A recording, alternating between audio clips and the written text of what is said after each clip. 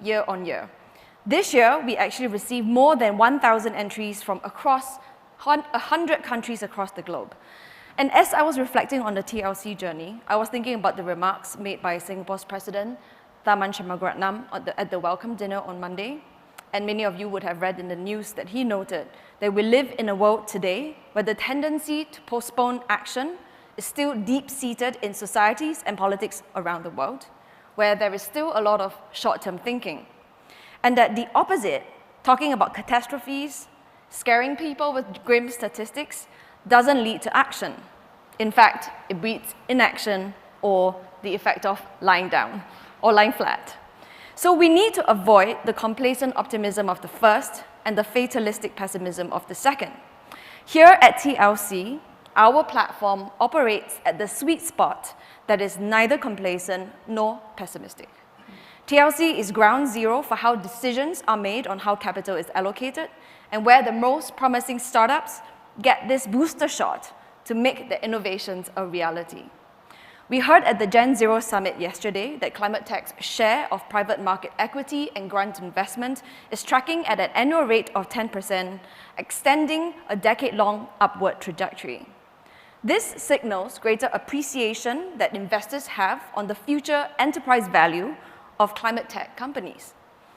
Capital is critical for these innovators to get to scale, and we are delighted to be able to convene a room full of investors and innovators here today to facilitate that matching of capital and to enable our aspiring founders to execute their visions.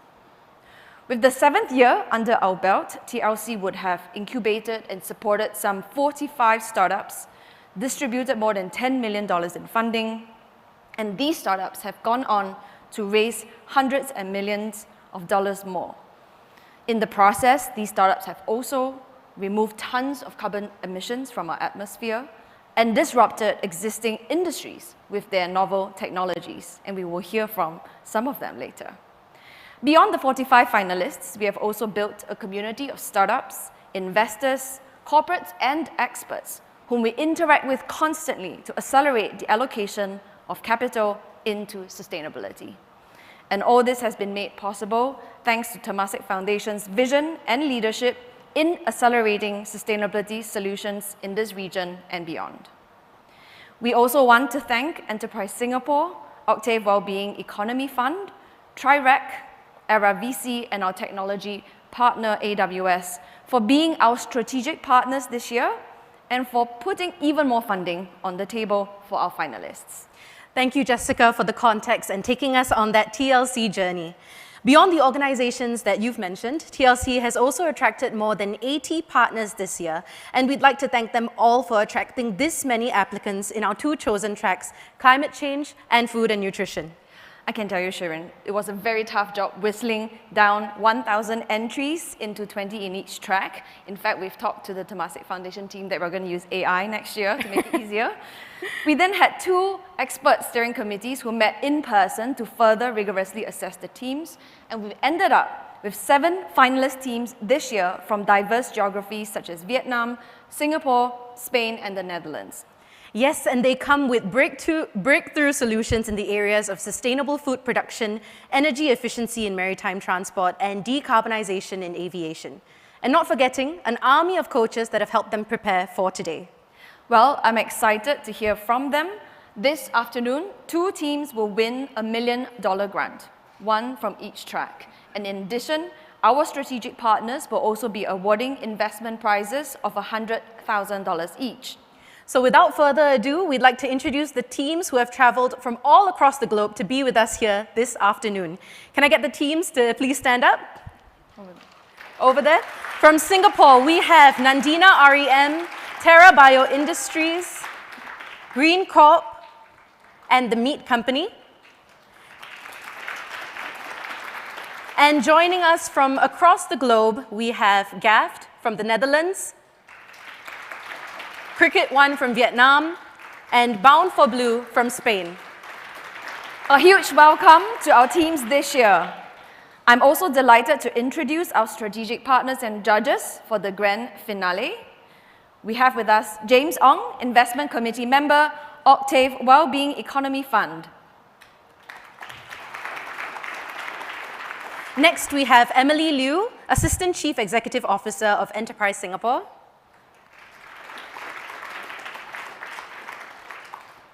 And of course, a familiar face, Mr. Lim Hock Chuan, Deputy CEO of Temasek Foundation.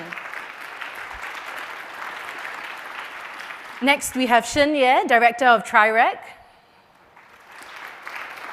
And last but not least, Nick Winstone, Managing Partner at Era VC. Thank you, judges, for joining us here today and lending us your expertise. I'll now hand the time over to Sharon to kickstart the pitch segment. Thank you, Jessica. Now, I'm really excited to get things going. In traditional TLC fashion, we'll be launching our audience poll later, both in person and virtually, where you'll get to vote for your favorite team, so do look out for that.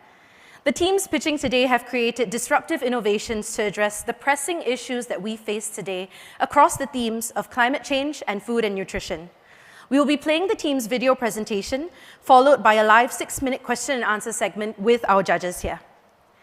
So for our first team of the day, please welcome Nandina REM from Singapore. Their team has produced industry-grade circular fiber materials recovered from the aviation industry. Representing Nandina REM in their pitch today is their CEO, Karina Cady. Let's hear from them. Good afternoon. My name is Karina Cady, and I am the CEO of Nandina REM. I am so excited to tell you about our aviation-grade circular carbon fiber materials that will advance decarbonization in global supply chains. Take a look around you. The phones in your pockets, the products on the screen, these all contain carbon fiber. It is a highly sought-after material, given its lightweight and strength. Now, the problem is that producing virgin carbon fiber is extracted from fossil fuels and is an energy-intensive process. It requires up to 14 times the energy production of steel, and yet so much of it is wasted. There will be over 43 million tons of end-of-life aviation-grade carbon fiber composites by 2050. But only 5% of carbon fiber is recycled today, and that's only from post-production materials. So this is because nearly all the companies in the market use high-temperature processes, which greatly reduces the material's mechanical properties and quality. So much valuable carbon fiber is left discarded while industries need increasing amounts for production. There is an estimated shortfall of over 50,000 tons per year by 2026, and signs of this are already appearing today. But we have a great solution, and it starts with airplanes. Have you ever thought about what happens to planes when they can no longer fly? Well, there are over 8,000 aircraft parked around the world that will never be used again, with thousands more to retire. The scale of this is immense in Asia, as it makes up the largest share of aircraft due for retirement. These are some of the most highly engineered assets in the world, and we simply let their valuable materials go to waste? Now, airplane recycling does exist.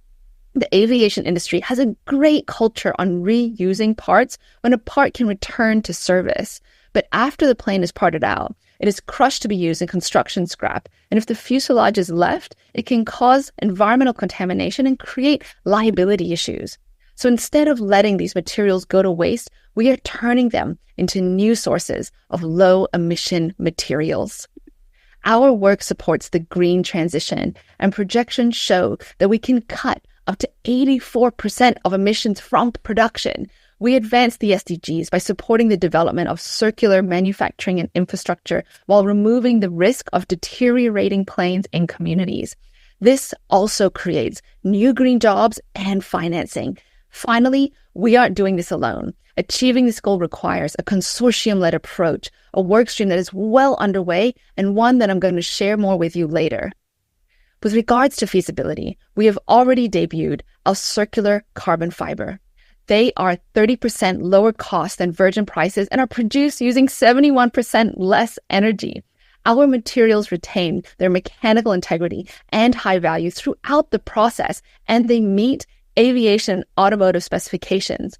Many companies do material recovery. Few are also in refining, but we are one of the only ones that can recover carbon fiber and refine it back to an industry-grade product. This is achieved through our proprietary technology developed in partnership with A-Star.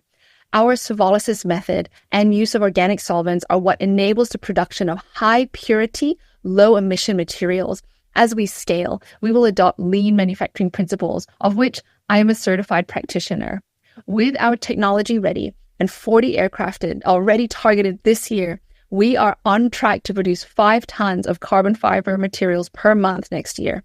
By 2030, our target is to reprocess 780 planes and produce over 9,000 tons of carbon fiber, which fills 5% of global demand. Retired planes today each have about 5 tons of carbon fiber. Newer plane models have much higher composite makeup, so over time, the output is even greater. So our feedstock is large, it is growing, and it is accessible. We have developed a strong network of partners where we source and disassemble the planes into parts, and then we transport them via containers to smaller production facilities in cities.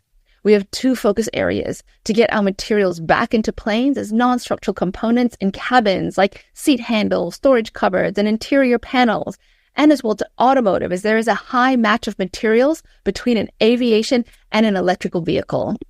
We've already secured partnerships with leading trading houses and supply chain companies, including Sumitomo Corporation. And we have formed the Aviation Circularity Consortium, an alliance that's bringing together airlines, suppliers, manufacturers, and regulators to chart the certification roadmap for getting these materials back into airplanes.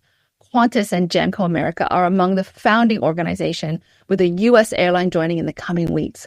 Our targets are highly achievable and the work is already underway, but we need funding to support this momentum. With our current state of play, we expect the certification roadmap to be approved late next year, followed by aircraft cabin installation in early 2026, and then offtake agreements later that year.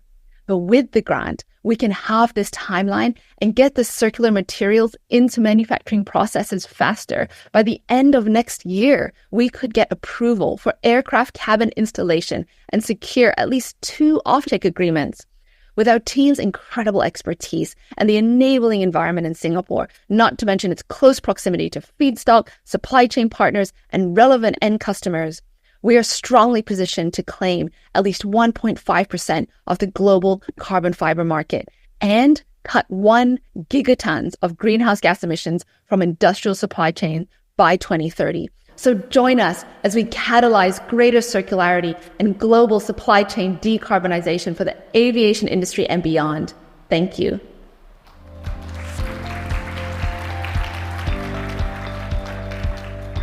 Thank you, Nandina, REM, for that presentation. I'd now like to invite Karina and their COO, Dr. Dasrell Phua, on stage to take a few questions from the judges. Can I invite James to pose the first question to them? Sure. Thanks, Karina. It's a great presentation. Thank you. And truly about livability, I think this really boils down to solving the livability challenge that we have today. 3 questions for me, so I'm just going to ask you them one by one. First question is about tensile strength. So as you recycle the fiber, right, I'm sure there's some degradation in the tensile strength. And just now you mentioned it's 91%, I saw in the presentation. Is that sufficient enough for the aviation industry? Yeah, so I'm going to be really cheeky and throw that to our polymer scientist here, Dr. Dasrell Phua, who cut his teeth at the BASF industrial facility in Germany. So take the tensile strength question, my friend. Okay, so our solution really uses the solvolysis method. So it's really using solvents at low temperatures, ambient pressure. So we are not degrading the strength of the carbon fiber feedstock. And we are able to recover it, this aerospace grade material, and maintain the strength of this material, which is as good as the virgin material. And we've had validation from our partners that it meets specification for aerospace products. Okay, so I assume at some point you've got to go through certification to verify the tensile strength is sufficient enough for aviation usage. I actually just came back from the US with completing a workshop with Jamco America and our other partners as part of the Aviation Circularity Consortium. And that entire workshop was really focused on how do we plan for the certification and qualification pathway. It's another benefit, I mean, having also an ex-aviation regulator with us that really helps to see what's possible and what's going to work for that timeline. What's fantastic is that the aviation industry are ready. They are so excited for this to happen, and they want to make it happen as fast as possible. So maybe second question is about raw material, right? So do you pay for the raw material, or is it given to you, or is there, because when you buy or take on the raw material, there's some financing cost to it. If you're paying for it, how are you going to finance the raw material? That's number one. Number two, how long does it take from obtaining the raw material, transporting it to, say, Seletar, and then after that manufacturing? Is it 3, 4, 5 months? Then you have to cater in for that working capital requirement. How do you intend to fund that? Sure. So our overall process, so we actually reprocess the entire aircraft. So I mean, as part of TLC, the grant is really going specific to the carbon fiber expansion, but we actually acquire the entire asset. We work with what are called tear down and parting out companies. Like they will take everything that goes back into aviation, and then we work with our trading house partners like Sumitomo to reprocess the alloys that go into EV battery casings. And you can ask me more about that offline because that's also really cool stuff. So a lot of that is then replaced by the cost of purchasing the fuselage is replaced by the metal alloys. And how long does it take, roughly? So about 30 days for the alloys, and then the parts with carbon fiber comes back to Singapore. And we've been very conservative in our assumption on that to allow about a 3-month lead time, even though our lab processes it much faster. But this is for supply chain dynamics, all sorts of stuff can happen, so we double that lead time. Okay, maybe last question from me, then go to the other judges. More from a cost perspective, how is your price point match against what you can buy off the market? So because we're able to produce this at 30% less cost than virgin carbon fiber, and it is a direct replaceable material for virgin carbon fiber, it's incredibly cost competitive. This is why we have a key interest for multiple supply chain partners to see this getting to market, because it is a low emission material, right? We have to remember, to produce virgin carbon fiber is filthy. It comes literally from coal and fossil fuels. So not only is there major carbon impact, it is so expensive to produce because it's incredibly high energy and a load of heat required to produce virgin carbon fiber. So as a low temperature pyrolysis process, we're reducing the energy, we're reducing all of that upfront cost, and we're getting it to market at a fraction of the price of the virgin materials. Thanks.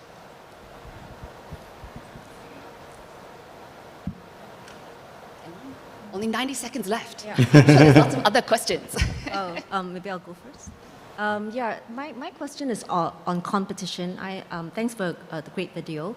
But who are the competitors in this field? And you mentioned cost competitiveness. So are there other advantages that you offer with your competitors? That's the first question. The second is about exactly the process and the supply chain. So I imagine the logistics cost could be quite high. I mean, how are you going to, you're getting from distributed suppliers, is that globally? And then to ship them to Singapore, at what kind of scale will it make sense then for you to then, export it out again? Great. So I'll take your second question first. In terms of feedstock, so we get to control that feedstock because we own the asset of the aircraft. And through the predictive models that we build to understand really what are all the materials in the aircraft, of which there are many, but they start with some of the highest grade engineered materials in the world. So we know what's coming, when it's coming, and when to be expecting it to be arriving in Singapore. So that's something that, we literally own very directly. In terms of how we then are able to manage some of that supply chain risk, one of the things that makes it so amazing to be able to do this in Singapore, Singapore is a global hub for aviation and aerospace. So we actually sell the material here in Singapore to our trading partners and also aerospace companies. And our trading partners will then get it to some of our other end customers in other markets. So there's a very strategic reason for this to be happening in Singapore.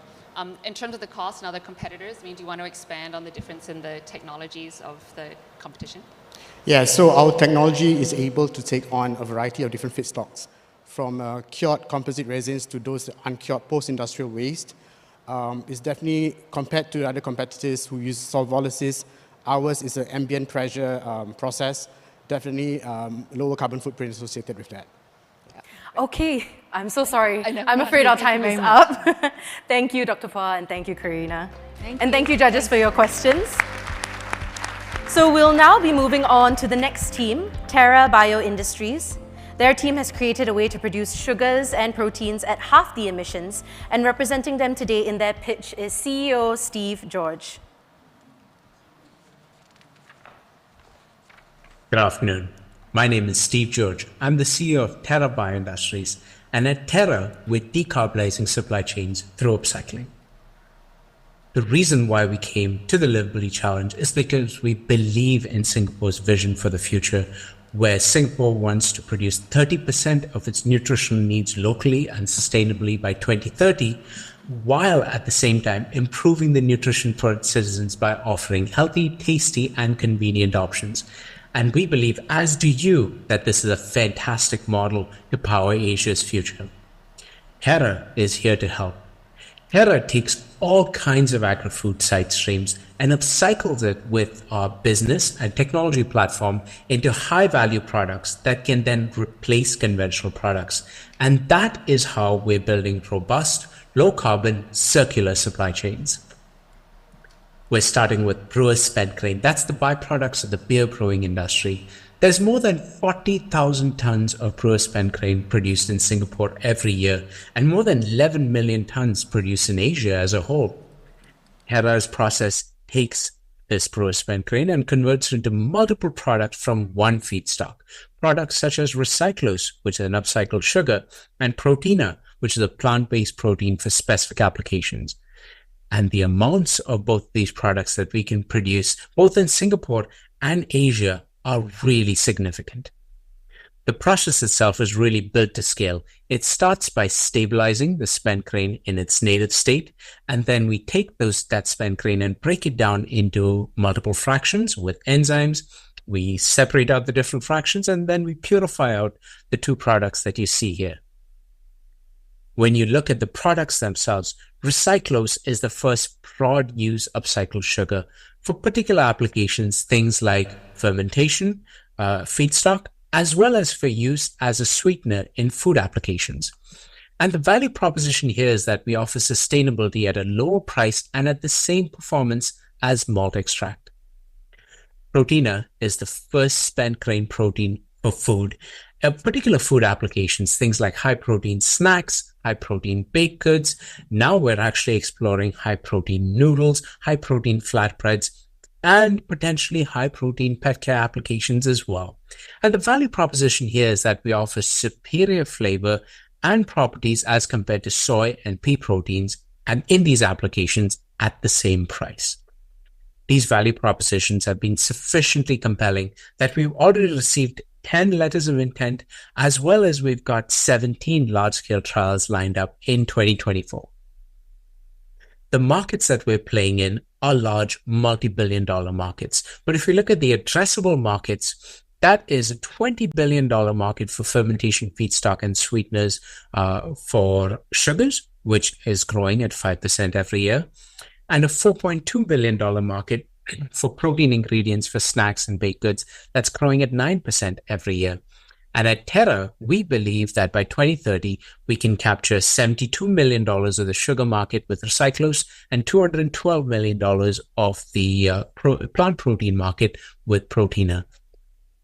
In terms of the Liveability Challenge, what we're going to do is we're going to start by producing Proteina and Recyclose at the right technical and quality considerations in Canada.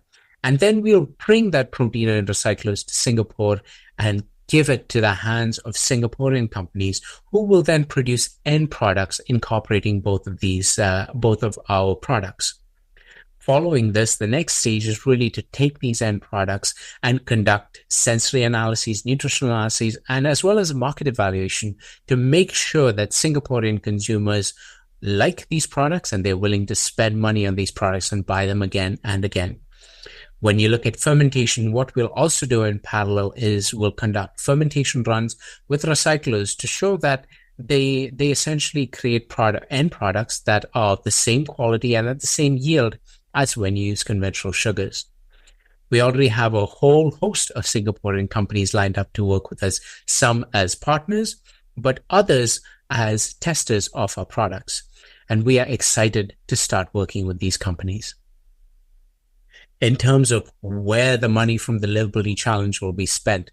A part of that money will be spent in Canada to produce the protein and recyclers that are needed for this project, but the rest of it will be spent within Singapore for things like making sure that the protein and recyclers meet Singaporean regulatory and quality guidelines. We also want to demonstrate the Terra process in Singapore to make sure that it performs exactly the same in Singapore that it does in Canada. And the rest of the money really goes into developing those end-use applications with protein and recyclers and making sure that the customer likes these end products and is willing to pay for it. We have already applied for Canadian government funding to support this project, and that shows you how excited we are to move forward. Now, the future looks very rosy indeed. Right now, we're at the stage of producing pilot scale lots within Canada. And by the end of this year, we'll produce the GMP lots that are needed, the full-scale GMP lots that are needed to produce the recyclers and the proteiner for this project. And 2025 and beyond, well, that is a whole different ballgame.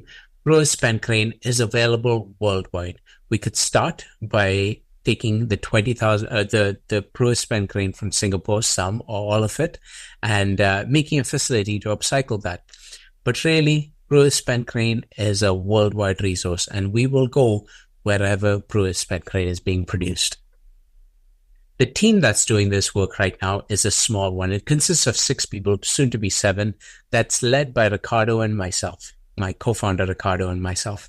We are backed by the SOSV venture team, and we also have received significant Canadian government grants in the past few years. We work with a whole host of different partners, which is why we've been able to do so much so quickly. The Terra team is excited to work with you to bring this project to Singapore as part of the Liveability Challenge. Thank you very much for your attention.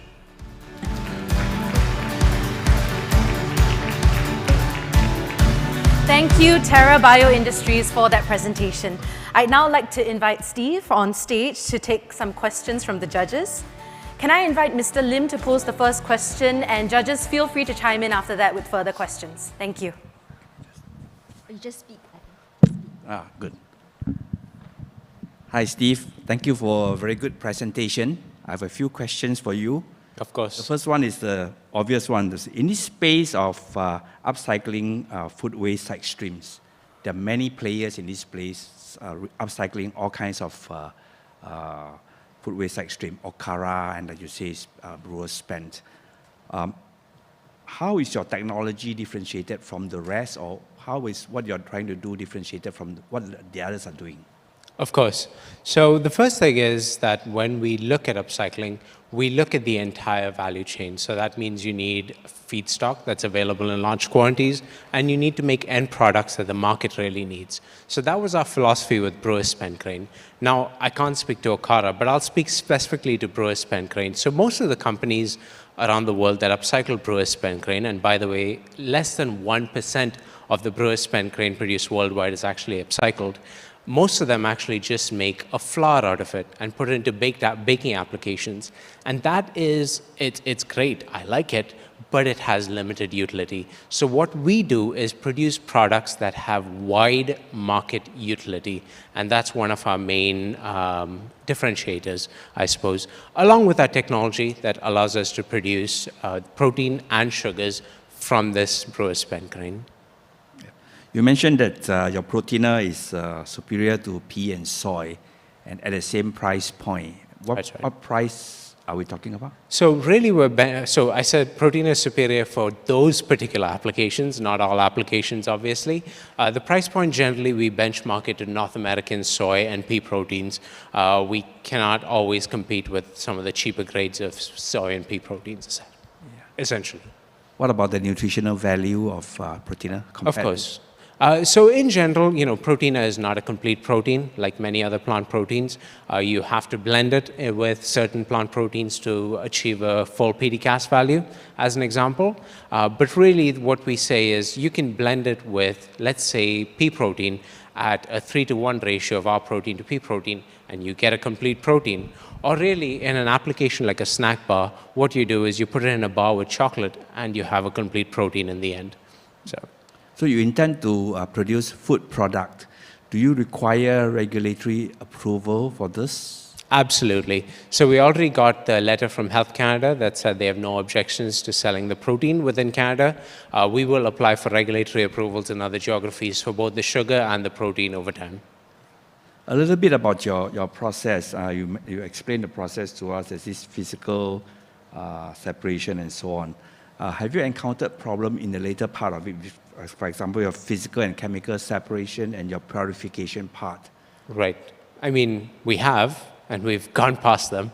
Yeah. But of course, it was about a 2-year journey, making sure that this process scaled up properly from the bench scale to the pilot scales, for sure.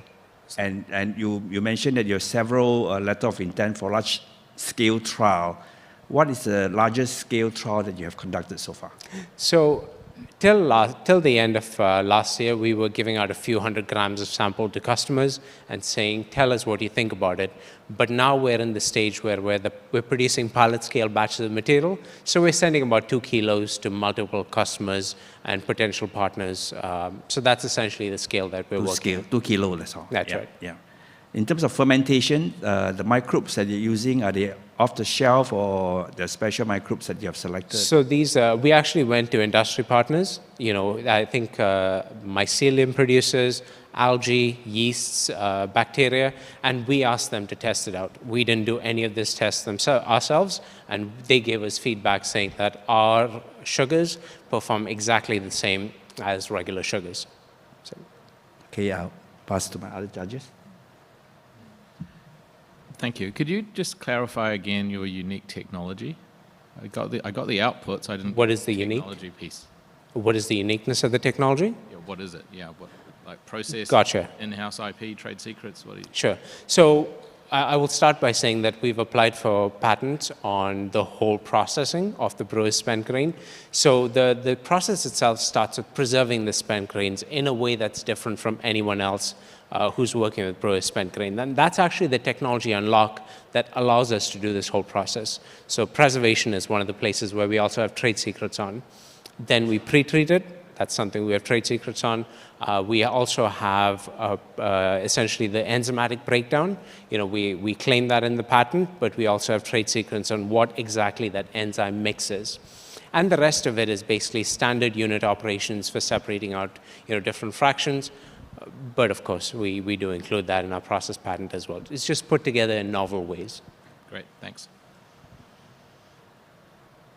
Judges, any further questions? Yeah, we have 30 seconds. Maybe more from a quality standpoint. Yes. Your proteiner, how does it compare against other proteiners? Is it easy to differentiate it? Or is it, if you grade it, say, 100 points, right? How does yours stand? 90 points, 100 points? I beg your pardon? The quality of the proteiner. The quality, yeah, the quality. Of, you mean like, let's say the quality of the actual protein itself? Right. So right now we have a PDCAS of about 0.4. The main reason is because the protein itself lacks lysine. You spike it with anything that contains a little bit of lysine and it goes right up to 0.7, which allows it to be classed as a complete protein, which is why I said actually one of the prototypes that you saw on there was a bar that had a protein and a little bit of chocolate, and that is actually, that whole bar is a complete protein, so it can be classified as a high protein bar. Okay. Thank you, Steve. I'm afraid our time is up. Thank you so much. Thank you, judges, for your questions. We'll now be moving on to the next team, Green Corp. Their team has created a biofuel produced from agri-waste for the maritime industry. Representing Green Corp today is their CEO and co-founder, Dr. Hanson Lee, and project director and co-founder, Ms. Seng Yi Ching. Hello everyone, I'm Hanson, CEO of Green Corp, and beside me today will be my partner, Yi Ching. We aspire to produce sustainable fuel from plant-based waste, cost-effectively and at scale, to meet the global decarbonization goals by 2030-50. Green Corp sets out to build a pre-commercial plant to produce and achieve positive cash flow within 2024 with the help of industry partners, advisors, and maritime-based customers. The project has 2 stages.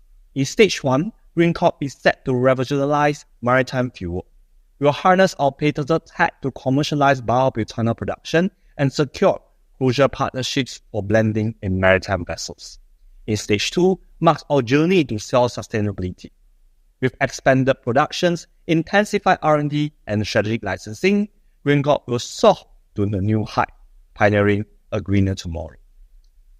The global challenge presents a huge market potential for Green Corp. The global bunker fuel market is valued more than $100 billion, emitting 1.2 gigatons of carbon dioxide, and has a carbon tax averaging $80 per ton. Green Corp has an immediate solution to reduce the emission by 50%, utilizing B50 biofuel, saving in $48 billion in taxes, and this will also create a $4 billion market in marine biofuels. Diving into the biofuel market, various biofuels like FAME, methanol, ethanol, and butanol are available. Our differentiating factor is our versatility in feedstock, no longer limited to a single type of plant waste. Our proprietary technology makes it cost-effective, and we lead in carbon reduction, thanks to our low-carbon process and the circularity of our economy. Our products offer significant benefits. Firstly, the product saves money. The solvent-based property eliminates the need of special blending facilities and excessive additives. Secondly, the fuel saves the environment. It reduces CO2 emission by 50% and NOx emission by 20-30%. Lastly, it has a long shelf life, more than 24 months. The alcohol properties inhibit the growth of bacteria, surpassing the FAME, which only 6 months. In getting the biobutanol, Green Corp has a unique two-step patented pretreatment and fermentation processes. In the pretreatment, we strip away lignin, the protective layer in biomass, leaving behind a fiber-rich material. These fibers are perfect food source for specialized bacterial culture during fermentation, and the outcome, we efficiently convert biowaste into sustainable biofuel. Previously, turning plant waste into biofuel was a hassle, high timeless pressure, and high energy needed, making it unsafe and slow. With our breakthrough patented pretreatment technology, it's a game changer. We simplify the process, speed it up, and make it safer. Operating at normal conditions and with shorter reaction time, our innovation go a huge step towards greener energy.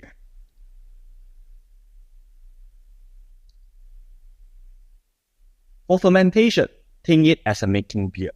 Normally, you still off the beer and let it ferment without oxygen, right? Well, our method is different. We don't need to remove the oxygen and constantly stir things up. It's fermenting the beer with the cap off. This not only simplifies the process and saves a lot of energy. Our innovation doesn't stop as biobutanol for maritime aviation use. We're also producing valuable byproducts like lignin for paint and food, hydrogen carbon dioxide for e-methanol, and acetone for green chemicals.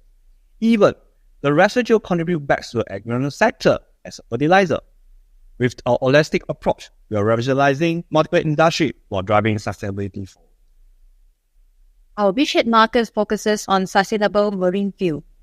With the IMO emission reduction goal, the marine industry urgently seeks viable alternatives. As demand for marine biofuel doubles by 2025, butanol aligns with industry's trend and contributes to emission reduction goal. Butanol compatibility with existing infrastructure allows for seamless adoption without any machinery modification. We secured supply chain through strategy partnerships. Our collaboration with IOI ensures a steady supply of bio-waste, forming a strong foundation for our operations. Leveraging Kent's energy expertise and networks in fuel distribution, they ensure efficient delivery of our fuel to end users. Green Corp bridges the gap between biomass producer and fuel distributors, complementing current infrastructure for a swift transition to a sustainable future. Our headquarters is based in Singapore. Currently, we are setting up a pre-commercial plant to process 1 ton of bio-waste daily. We plan to expand into a commercial plant to process 10 tons of biomass daily end of this year. Then, we further expand to process 100 tons of biomass per day. We will maintain our R&D core in Singapore and explore the potential to license our technology to other countries. aim for financial prudence and stability from day one. We have secured angel investment for SG&A and daily operation. Pre-commercial plant commissioning is set. We aim for cash flow positivity by Q4 2024. With Temasek grant funding support, by December 2025, we will expand production, further R&D, and develop a licensing framework as our ultimate revenue model. The grant funding will be mainly used in R&D, recruiting of talents, engaging resources to develop licensing model, certification towards SAF adoption, and IP protection. We have a very experienced and passionate team with a strong R&D core, experienced operation professionals, and commercial experts, each contributing to our success.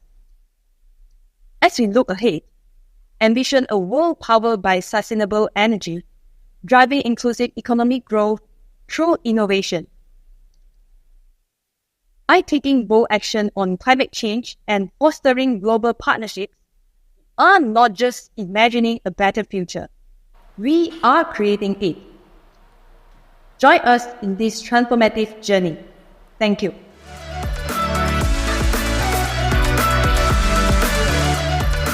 Thank you, Green Corp, for that presentation. I'd now like to invite Dr. Hansen and Ms. Seng on stage to take your questions from the judges. Emily, can I invite you to pose the first question to the team? Thank you very much, Hansen and Yi Cheng, is that right? Yes. So I have two main questions. One around technology development and IP protection, and the other around sort of your deployment and commercialization plan. So the first is, there's a fair bit of research around the world, going around the world in this sort of technology. What are the main challenges in your technology development, and how are you overcoming it? And along with that, how are you protecting the IP around the solutions that you are generating? That's the first question. The second is around deployment. I think your target market are the marine bunker traders. That's right. So I'm not sure that they can see from the deck that you have, what are the advantages to them in terms, there's the emissions reduction, but what is it in terms of per vessel reduction? How much cost savings is it? Is it in terms of cost savings to them, or is it in terms of just essentially greening their fleet? How are you deploying it to your eventual customer base? Yeah. Okay, let me take the two of the questions. First part is the technology part. So of course, for this R&D actually starts on 10 years ago, and we started commercialization these few years, especially as sustainability rolls up. So a lot of challenges being faced, especially we are scaling up to 1 ton and we're starting the construction from time to time. Therefore, from now we are still some of the optimization, as mentioned, like feedstock securance. So we are trying to do some supply chain management. It's more towards the commercial application, the commercialized when we want to secure the partnership upstream and downstream. So then the technology will fit nicely so that it can overcome the challenges that we're facing now. So can I clarify? So you are saying that the technology is really quite secure, quite stable. Yes. It's really now just securing your supply chain. Correct. To scale it. Yes, correct. I see. Okay. Yeah. So the second part is IP protection. We actually work closely to NUS ILO, the legal team, to file the patent. So our phase is already passed with the national patent phase. We already filed in Southeast Asia and China, and constantly to expand the geographical locations for the patent sites.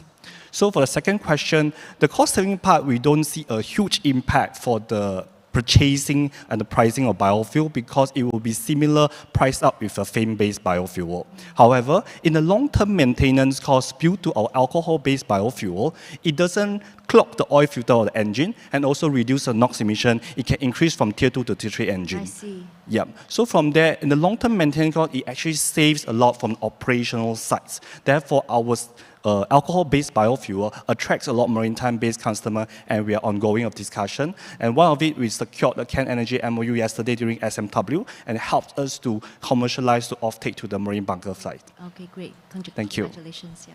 So in terms of the your supply supply chain. So after the production is done in Singapore, you actually sell within Singapore to your customers, and therefore you do not need to be responsible for the sort of the re-export of these marine fuels. Yeah. Is that right? So they are really just used within Singapore.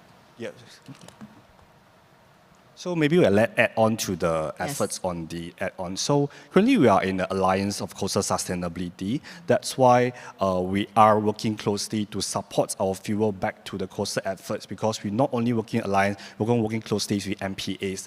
However, because of the feedstock security, that's why we set our plant in Johor near to Singapore, and also a good relationship between that. Yeah, great. That's a wise strategy.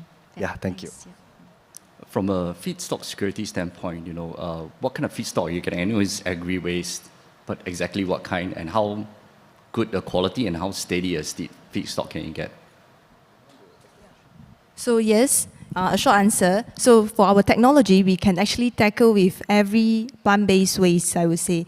So for the pilot plant that we are setting up in Johor, so we are targeting the empty fruit branch from the palm oil waste. Yes. Hope that answers your question. Okay. Then from a transportation standpoint, from palm oil plantation to your factory and then transporting it back to Singapore, have you factored all that in? Yep. So we actually put the Scope 1, Scope 2, Scope 3 emission in consideration. So we built the plant close to the mill. So in fact, it's actually at the mill itself because we wanted to save the transportation costs as well as all the carbon emission. So for the end product to be shipped in Singapore, of course, the carbon emission will be lesser if compared to you transport the feedstock into Singapore. Yeah. Okay, thanks. Thank you. Could you talk a bit about the voluntary use of this solution and the regulatory required use, how you see the market developing? Yeah, current the standards, they are using the ASMD 7566 and also ISO standards. So the standards now allowance is now B30, where we already tested previously with MPA and also Corp Maritime Group. So the next phase, we are pushing for B50 because of the IMO requirement for the decarbonisation by 2030. That's why with this fund able to accelerate the growth, that advantage not only beneficial to company, is the extent or point of the coastal marine that we're able to work toward the sustainability efforts. Okay, could you just maybe talk to the customers that you're going to be selling the fuel to? Are they being driven by their own requirements, or are they being driven by a regulatory requirement around the world, whether it's Singapore or overseas? Sorry, I didn't quite get the... So if you look at, say, an analogy to the aviation fuel market where there's a regulatory requirement to use it, do you have the same thing in the maritime fuel industry that's will drive demand for your product? Let me clarify, you meant maritime and aviation having the same standards? Is it what you're trying to ask? I'm looking to understand the key drivers of demand in the industry. Yeah, so of course there is a regulatory for the maritime industry. In fact, so just now Dr. Hansen has mentioned that we have the ISO 8217 that we will need to fulfill with. And of course, right now we are actually waiting for the pilot plant to be set up. And previously we did send our product for testing and it actually passed. So right now we are waiting for the pilot plant to be commissioned, and then we will send a bigger, I would say the pilot plant production biofuel to be tested again. And with that, sorry, our time is up. Thank you so much, Green Corp. Thank you very much. Thank you. And thank you, judges, for your questions. So we'll now be moving on to the next team, the meat company. As their name suggests, the team is from the sustainable food industry, and they've created an innovative new meat alternative. Representing their team today, we have their CEO, Dr. Max Tham. Good day, everyone. My name is Dr. Tham, and I'm from the meat company, presenting on our project called Veem from Valorized Vegetables. So we're tackling the problem of meat as we believe meat will starve us because it is an inefficient form of protein. Why? Because it takes 10 kilograms of feed to produce 1 kilogram of beef, along with more land, water, and it also produces a lot of greenhouse gases, and you only get 4% of the calories that you put in. So what is the solution? It's quite simple. We remove the inefficient animal and we eat the feed as alternative meat, because for every 10 kilograms of feed, you get 10 kilograms of alternative meat alongside more land, water, and you reduce your greenhouse gas emissions by 10%, and you get most of the calories that you put in. Unfortunately, nobody wants alternative meats. In fact, the market size for alternative meats is only 1% the size of animal meats because it's too expensive and it tastes worse compared to animal meats. And as such, customers view animal meats as the product with the higher value proposition, and they're more inclined to buy animal meats, but say bye-bye to alternative meats. So how do we invert this buyer sentiment? So here at the Meat, we've invented an ingredient that can solve this problem. This ingredient is called Veem, or vegan heme for short, vegan heme for long form, and it makes alternative meats more affordable but just as delicious as animal meats because of 3 key features. Firstly, Veem is vegan and non-GMO, so it allows alternative meats to access a much larger demographic market than animal meats.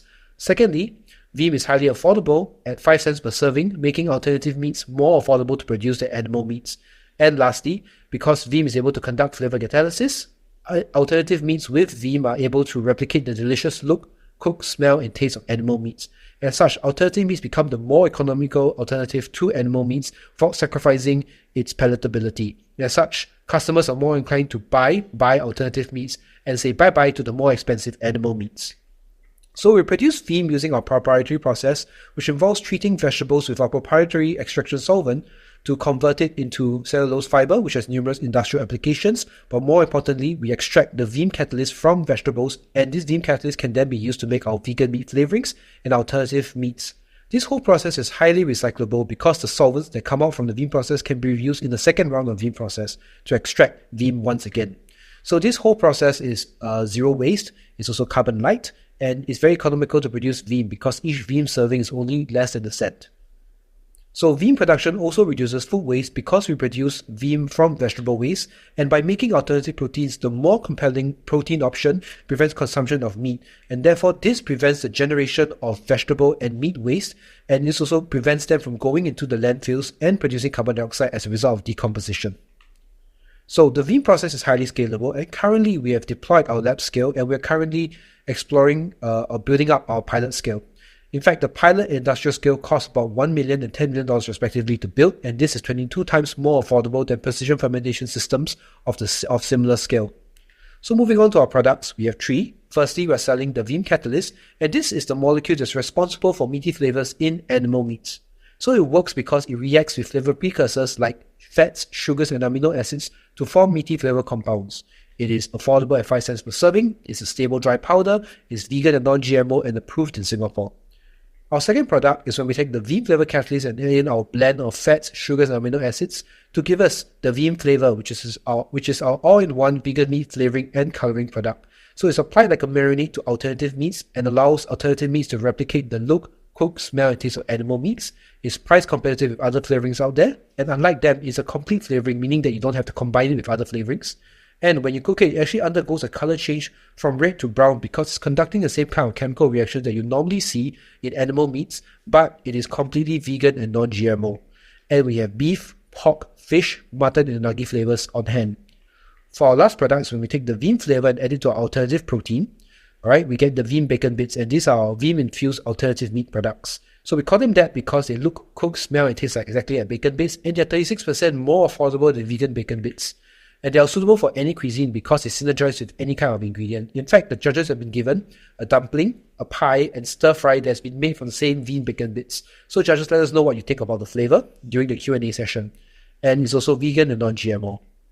So we intend to sell these Veem products in 3 different ways to 3 different markets. So the Veem catalyst will be sold as a flavor enhancing ingredient to the flavor and fragrance industry. The Veem flavor will be sold as an all-in-one, easy-to-use and affordable vegan meat flavoring and coloring to the alternative meat industry. And lastly, we'll sell the Veem bacon bits in the meat market because we believe that it has a very good price point and its quality is comparable to that of actual bacon bits. So all our products actually have traction, with the Veem catalyst and the Veem flavor being trialed by 4 different companies. And the Veem bacon bits, in our own internal market trial, we found that Veem is able to increase the asking price of bacon bits by 10% over vegan bacon bits. And thus far, so about $300 worth of vegan bacon bits, with more orders coming in.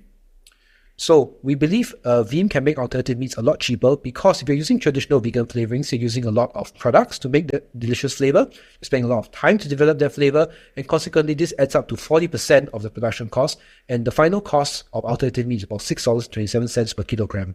But with the Veeam flavor, you're only using one product, you're spending 40 hours on it to get a good flavor. Our pricing is 5 times less than the pricing of traditional vegan flavorings, and this adds up to only 8% of the production cost. So we're able to offer alternative meat at $4.29 per kilogram, which is 31.5% less than traditional vegan flavorings. And this represents massive savings for our flavoring and alternative meat manufacturing customers. So, to end off, I'd like to thank our collaborators. We're currently working with these companies because they find that our Veeam products can produce flavors that they're not able to obtain at the moment. And we'd like to thank our investors such as Enterprise Singapore, DBS Foundation, and US Script for generously giving us $500,000 to bring Veeam to market. And these are the fruits of their investment. And finally, I'd like to thank FairPrice Group and NEA for graciously supplying us with sufficient feedstock to produce Veeam non-stop. So I'd like to also introduce my team. So Jia Yang, Roshan, and Leshen are my CTO, COO, and CMO respectively. And together we have 10 years of R&D experience in the food technology space and 4 years of food commercial experience. But of course, Veeam wouldn't be possible without the scientific minds. So I'd like to thank Professor Ang Wee Han, Dr. Leong Lai Ping, and Professor David Leong, who provide the chemistry, food science, and chemical engineering expertise that makes Veeam a reality today. With that, thank you very much. And if you'd like to try our Veeam samples, come talk to us. We have multiple Veeam samples. With that, thank you and have a very nice day.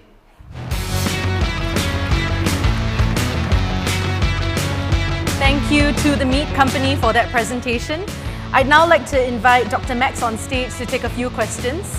And I see that your colleagues have passed a few samples to our judges over here. Nick, can I invite you to pose the first question to the meat company? Sure, thank you. Hi, Nick. Great pitch. I think it's a classic thing about food. Everyone can engage in it and have an opinion on it. So I guess the starting point is you addressed it partially in your collaboration partners. Could you just tell me how you've gone about validating demand? Validating demand. So we actually couldn't really validate the demand that easily. But what we did was we looked at the process of how people made flavors, and we realized that it was actually a very expensive and a very long, drawn-out process. And when we looked further into the data, we realized that they're spending about 40% of their production costs just on flavoring alone. And when we look at market trends as well, market leaders are costing 2 times more than actual meat, and that's why they're not able to move their products. And so when we actually went to our customers, especially the flavor and fragrance companies, and we showed them what we had, they were actually amazed at the flavors that we were actually able to produce. And right now, that's why we have these 2 companies, Juvaden and Simrise, which are huge MNCs. They are interested in the products and they're currently testing it in their production pipeline. Great, thank you. When I looked at the business model you presented there, it looks like you probably have 3 challenges around logistics, processing science, and then ultimately sales and commercialization. How are you thinking about those in the context of your next steps of scaling up? Okay, so for logistics, for vegetables, that's why we're relying on our FairPrice Group partners, because they own a lot of supermarkets and they're helping us with the vegetable sorting process to ensure that our vegetable feedstock is also safe and edible, food safe and edible. And these are nodes where we actually collect, and we actually reduce our logistical collection points to maybe about 153 in total. That's the number of outlets in Singapore. And they are able to produce a collective 2 tons. And we calculated the cost of it is about a total of $2,000 per day. And that 2 tons can produce 20 kilograms of Veeam, which is equivalent to about 2 million servings of Veeam. So it's actually very cost effective. And we can do all this production here in Singapore. Right. I think you talked a little bit about flavor catalysis. Are there any quantifiable metrics you can use for how meat tastes meaty, or how you address it? So normally we ask panelists to test it against actual references, which is actual meat. We ask them to rate it based on how it tastes and how it smells. And our testing has shown that using our Veeam bacon bits, especially our beef version of it, it actually scores really, really high, very close to beef, actual beef. And that is only containing 1 component, which is the beef fat and our Veeam catalyst. But without the Veeam catalyst, that score actually falls away from beef. It doesn't taste like beef at all. So that's how we actually define it. We ask people and we ask them to rate it. Okay, one final one from me before passing it over. At AeroVC, we often look at momentum, and that can come across all sorts of different sectors in a startup. Where do you think you have the most momentum? I suspect it's in the flavor and fragrance industry, because I think it's going to disrupt the way they make their flavors. It's going to bring down their cost significantly, and it's going to help them explore new flavors that they couldn't get. Great. If I just follow up on Nick's question about taste, scent, color, and what about texture? Texture. So texture is, we kind of offload it to our customers. So that's why helping the alternative meat manufacturers. So our flavoring doesn't affect their texture, but our flavoring makes their texture more palatable by adding that other dimension of taste and smell. So you're targeting only the vegan segment of the population. You're not targeting meat eaters. Oh, we're targeting the whole segment. That means the meat eaters, the flexitarians, and the vegans as well. Yeah, but mostly we are targeting them through the economic factor by making this nutritional but very affordable form of protein. Judges, we have time for a few more questions. Maybe more from a end user standpoint. Yes. When someone tells me, oh, this is alternative meat product, I'll say, oh, okay, it's just another product. So to you, how is your product different from the rest? Different. Okay, so I would say that we are not an alternative protein startup. We are an ingredient startup that focuses on vegan, affordable, non-GMO ingredients that can replicate the sensorial properties of animal meats. So what we are proposing, right, and what we are selling is a solution to make any product, whether it's insect meat, cell-based meat, plant-based meat, taste, smell, look, cook exactly like meat, but it comes at a very affordable price point because we recognize that in order to encourage more people to eat alternative proteins, we have to be light on their wallets. And that is our goal, to bring down costs. So we are here to help the whole alternative protein industry. So your end goal, your end client is a B2B model, right? Essentially? Yeah, we're going to have a massive focus on Veem. It's just that Veem has a lot of applications in flavoring, in alternative protein, and right now we're also looking at nutraceutical applications because it's a very bioavailable form of iron. Okay, thanks. Yeah.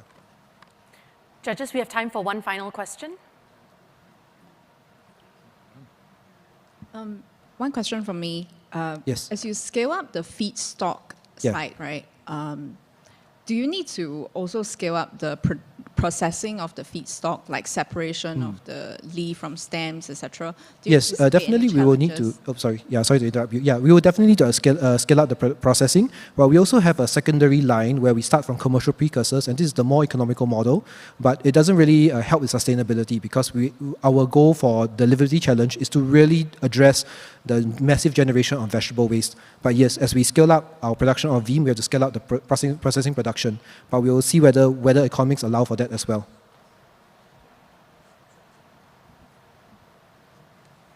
And with that, our time is up. Thank you, Dr. Max. And thank you, judges, for your questions.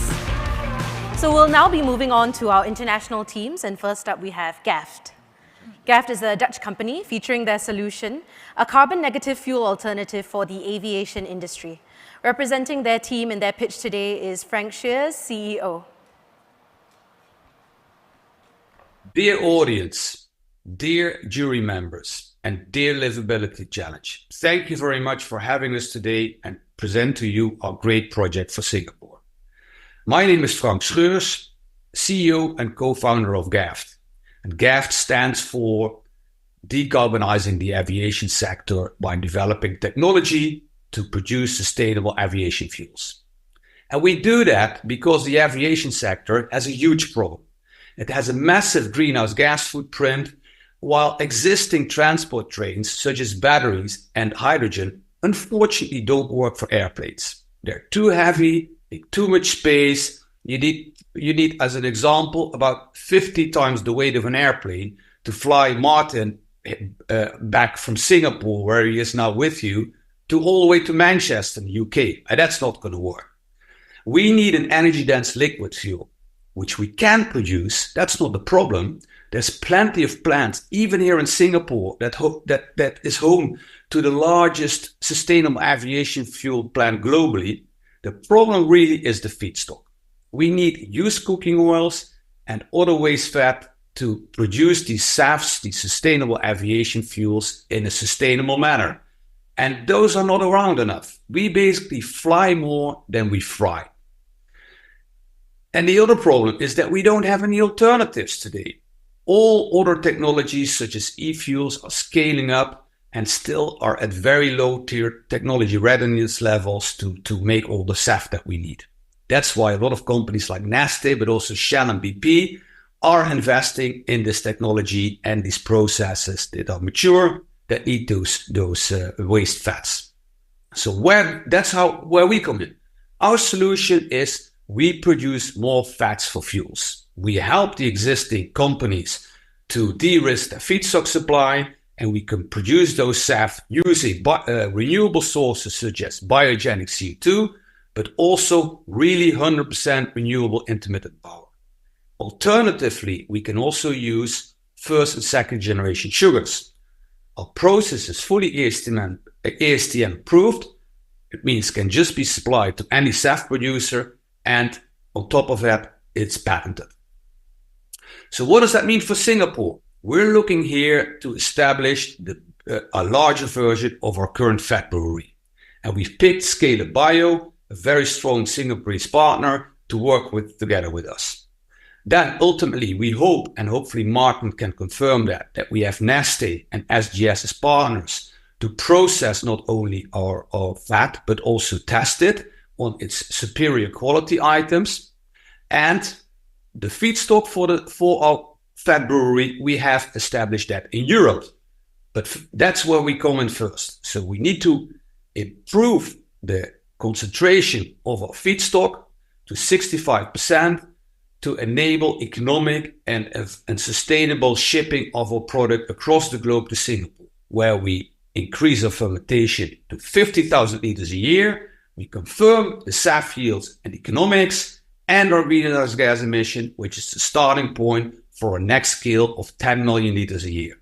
And why do people want to work with us? I mean, in a nutshell, we're cheaper.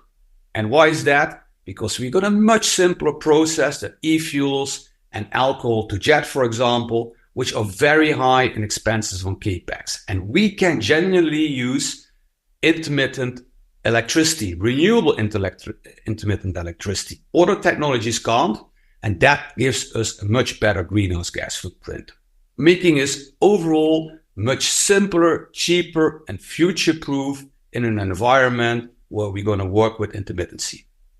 And we've come a long way. We scaled our precursor of the fermentation process, the electrolyzer, to 500 tons equivalent. It's been running successfully at a large cement factory in Denmark, and it now is on its way to Romania to work with a refinery. All great. We need the fermentation process in Singapore to be scaled at the same level as the fermentation plant, and that brings us to the first license revenues, where we hope to achieve a very conservative market share of 5%. So the USPs for Singapore as a market is that we can decouple electricity use outside, because Singapore doesn't have a lot of renewables, with the demand of fatty acids here in Singapore. It's flexible, therefore, and on top of that, we can use renewable intermittent electricity, and all that together gives us a much better greenhouse gas footprint, meaning that our ultimate customers, the airlines, need less of our product compared to competitors to decarbonize and reduce their emissions. Our team is ready for this challenge. It's not only me. I've personally built, operated biofuel plants and refineries. I'm supported by a very broad team of financial legal expertise, but also technology expert. Our total team is now 19 people. Here with me is Martin. He will answer all your Q&A. And my name is Frank Scheurs. I'm the CEO, and we really hope that we're going to obtain this brand. Thank you very much for your attention. Bye-bye for now.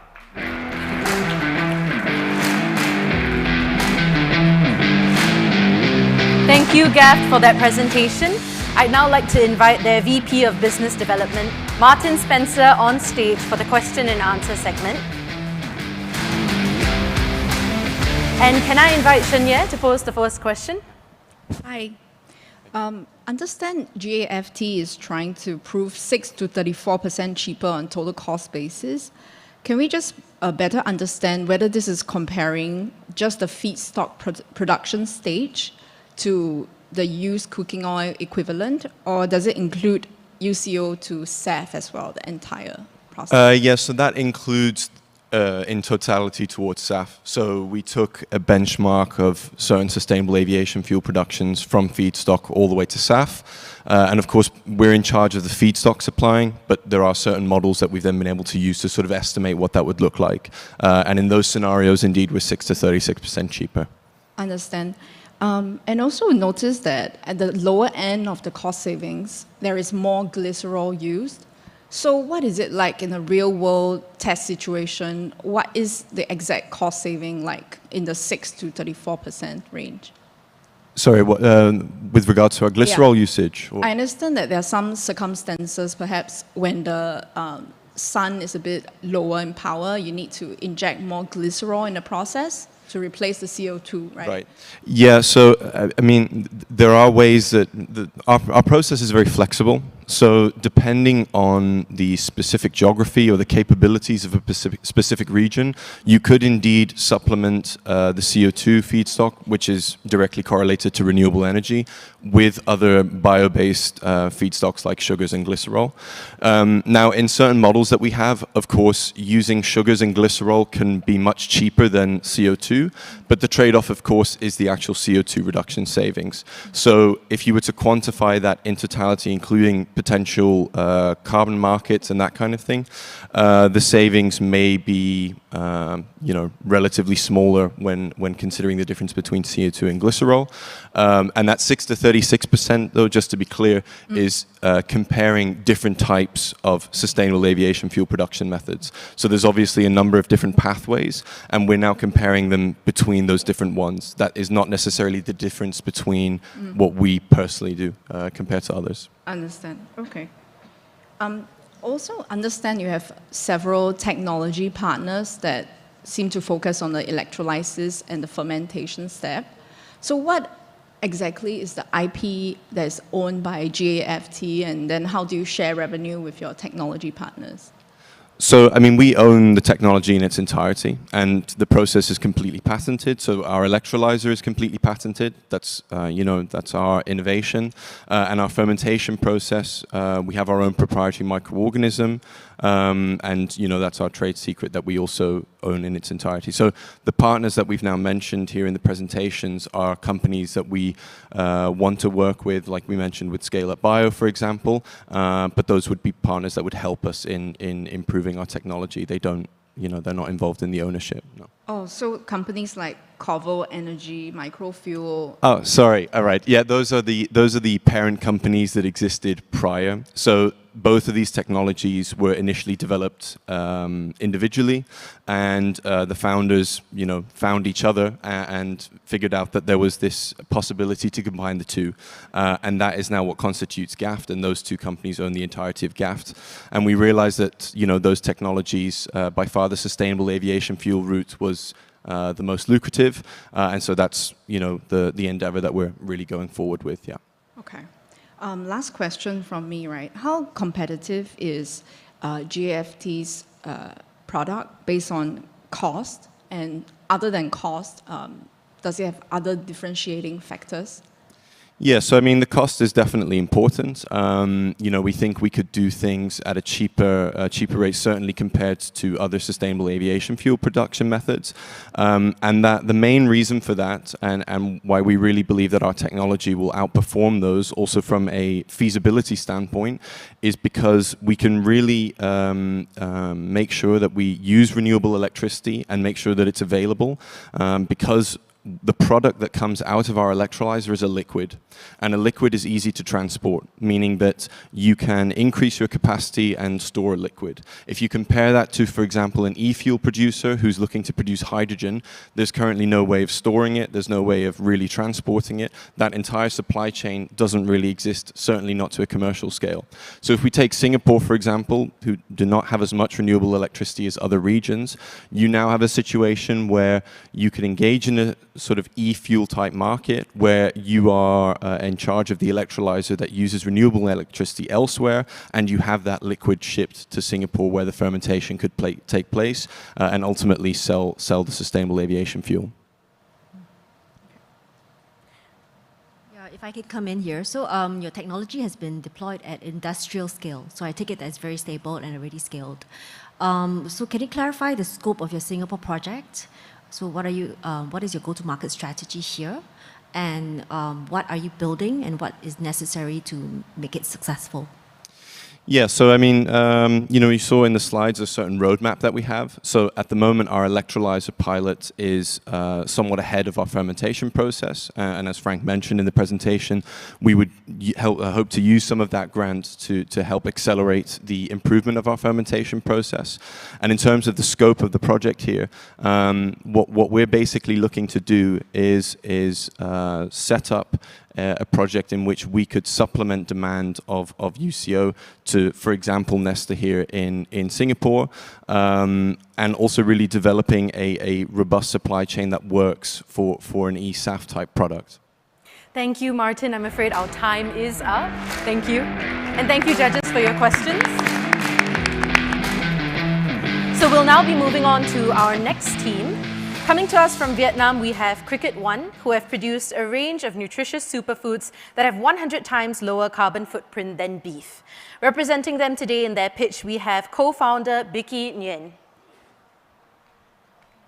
Hello everyone, my name is Vicky. I am the co-founder at Cricket One. I'm here today to present to you solutions that can transform and reshape our food system by enhancing cricket protein to be adaptable across the industry. Firstly, let's look into nutritional profiles of cricket, bring everything into the best level of protein. So cricket provides 10% extra protein compared to salmon and beef, along with the very good amounts of fat. They also supply us with the prebiotics fiber, antioxidants. They are packed with iron and zinc. Cricket outperform traditional livestock protein or plant-based protein by providing us with this essential and vital mineral.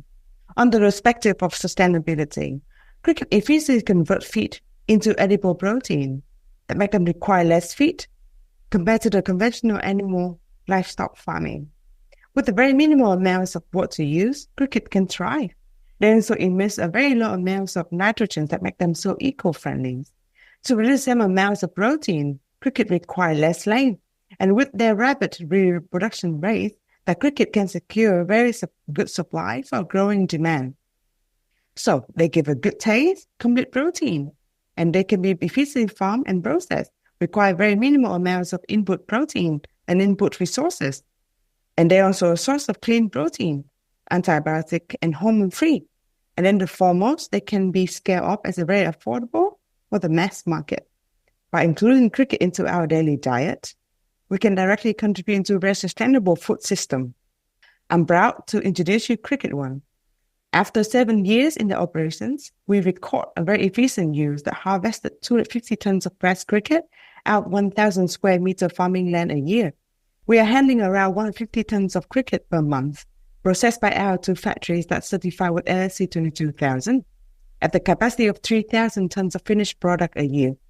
We have our products sold to 27 different countries across 4 continents, including Europe, where we are among only non-EU authorized novel food operators with the production. With our proprietary technologies, from successfully including cricket into different products in a diverse applications in industry, using the extrusion technologies, to developing our all-fit for cricket farming system, ERP and AI platform. We also master our blueprint to the market, understanding and master the segmentation, channeling, and so strategies for the final product integrated with cricket protein. This positions us as a very innovative supplier in the market, that we create cricket, provide them from farm to fork. We compete in the market in a very short lead time and a very competitive pricing and very stable supply. We also supply our client with the top qualities and innovative products. The demand for cricket protein or alternative protein is growing, and Asia is emerging to be a hub of the cost-effective and cost-efficient production. So cricket has the potential to serve the edible insect market, the meat alternative market, also the Vietnam snack market. We are currently commercializing 4 different product groups: texturized cricket protein, half snack cereal meal, whole dry cricket, and then also cricket protein powder. These products are being served to the B2B clients, making functional staple food, snack, and meat alternative. We also expanded into the retail business line by the launch of our first tapioca cricket chips. After 3 months in the launch, we sold more than 15,000 units across cinema and minimart in the country, boasting a very good conversion rate of 2 trying, 1 buying. Despite the remarkable nutritional profiles of cricket, and also the roles of cricket to sustain the food system, but this is still a very under-invested sector, especially into the R&D to enhance the sensory profile and to unlock the functionality of the cricket. Cricket One has secured a very stable, scalable, and cost-effective supply as a raw material. Together with the opening up of legal framework and the growing interest in the consumers, we perceive this as an opportunity to bring to the TLC 2024 challenge. We set 3 goals. Goal number 1 is to enhance the cricket protein sensory profiles and also to unlock the other characteristic of the cricket for the mainstream market. Secondly, is also to include cricket into the wet mainstream product through the high moisture extrusion technologies to increase and boost the consumption incident and also the occasions. Thirdly, is to establish a pilot production plan following up with the R&D phase. The first part of the projects that we're going to focus into the hydrolyzations, goal number 1 is to improve the sensory profile, the taste, the flavor, the textures, the color, benchmarking cricket protein to be just like the existing protein sources that we are having, making it easier for the client to include cricket into their product, to include into the conventional recipe. Secondly, is to enhance and unlock the potential in the solubility, water holding characteristic, and also bioactivities. This way is to level up the value of the cricket protein. The second part of the R&D is that we're going to unlock and explore the opportunity to apply the high moisture extrusion technologies to tap deeper into the mid-analog sectors. And another goal for this R&D is to support and also to enhance, improve the mouthfeel, and also to complete the nutritional profiles of the existing plant-based protein from soy or pea. We already set up our partnership with Nandian Blue Technique, CIFIC, Amino Enzyme for the hydrolyzations, also with Nuresa for the high moisture extrusion technologies. The outcome of our research is going to be served to our existing clients and also the new potential client. For example, MP Ingredient, a Singapore-based leading company in seasoning and also ingredient for meat alternative. Our executive team combined with different people from different backgrounds, from a food tech expert into the business professional. As the founders and the owners of the business, we commit and be resilient to propel cricket and to become the mainstream industry. Cricket plays a very critical part into the strategies of Singapore to be independent and also to secure the food supply. With less than 1 square kilometers, or to be precise, 55 hectares of farming land, cricket can secure the amounts of protein for entire nations. Dare to feed the world differently. Thank you very much.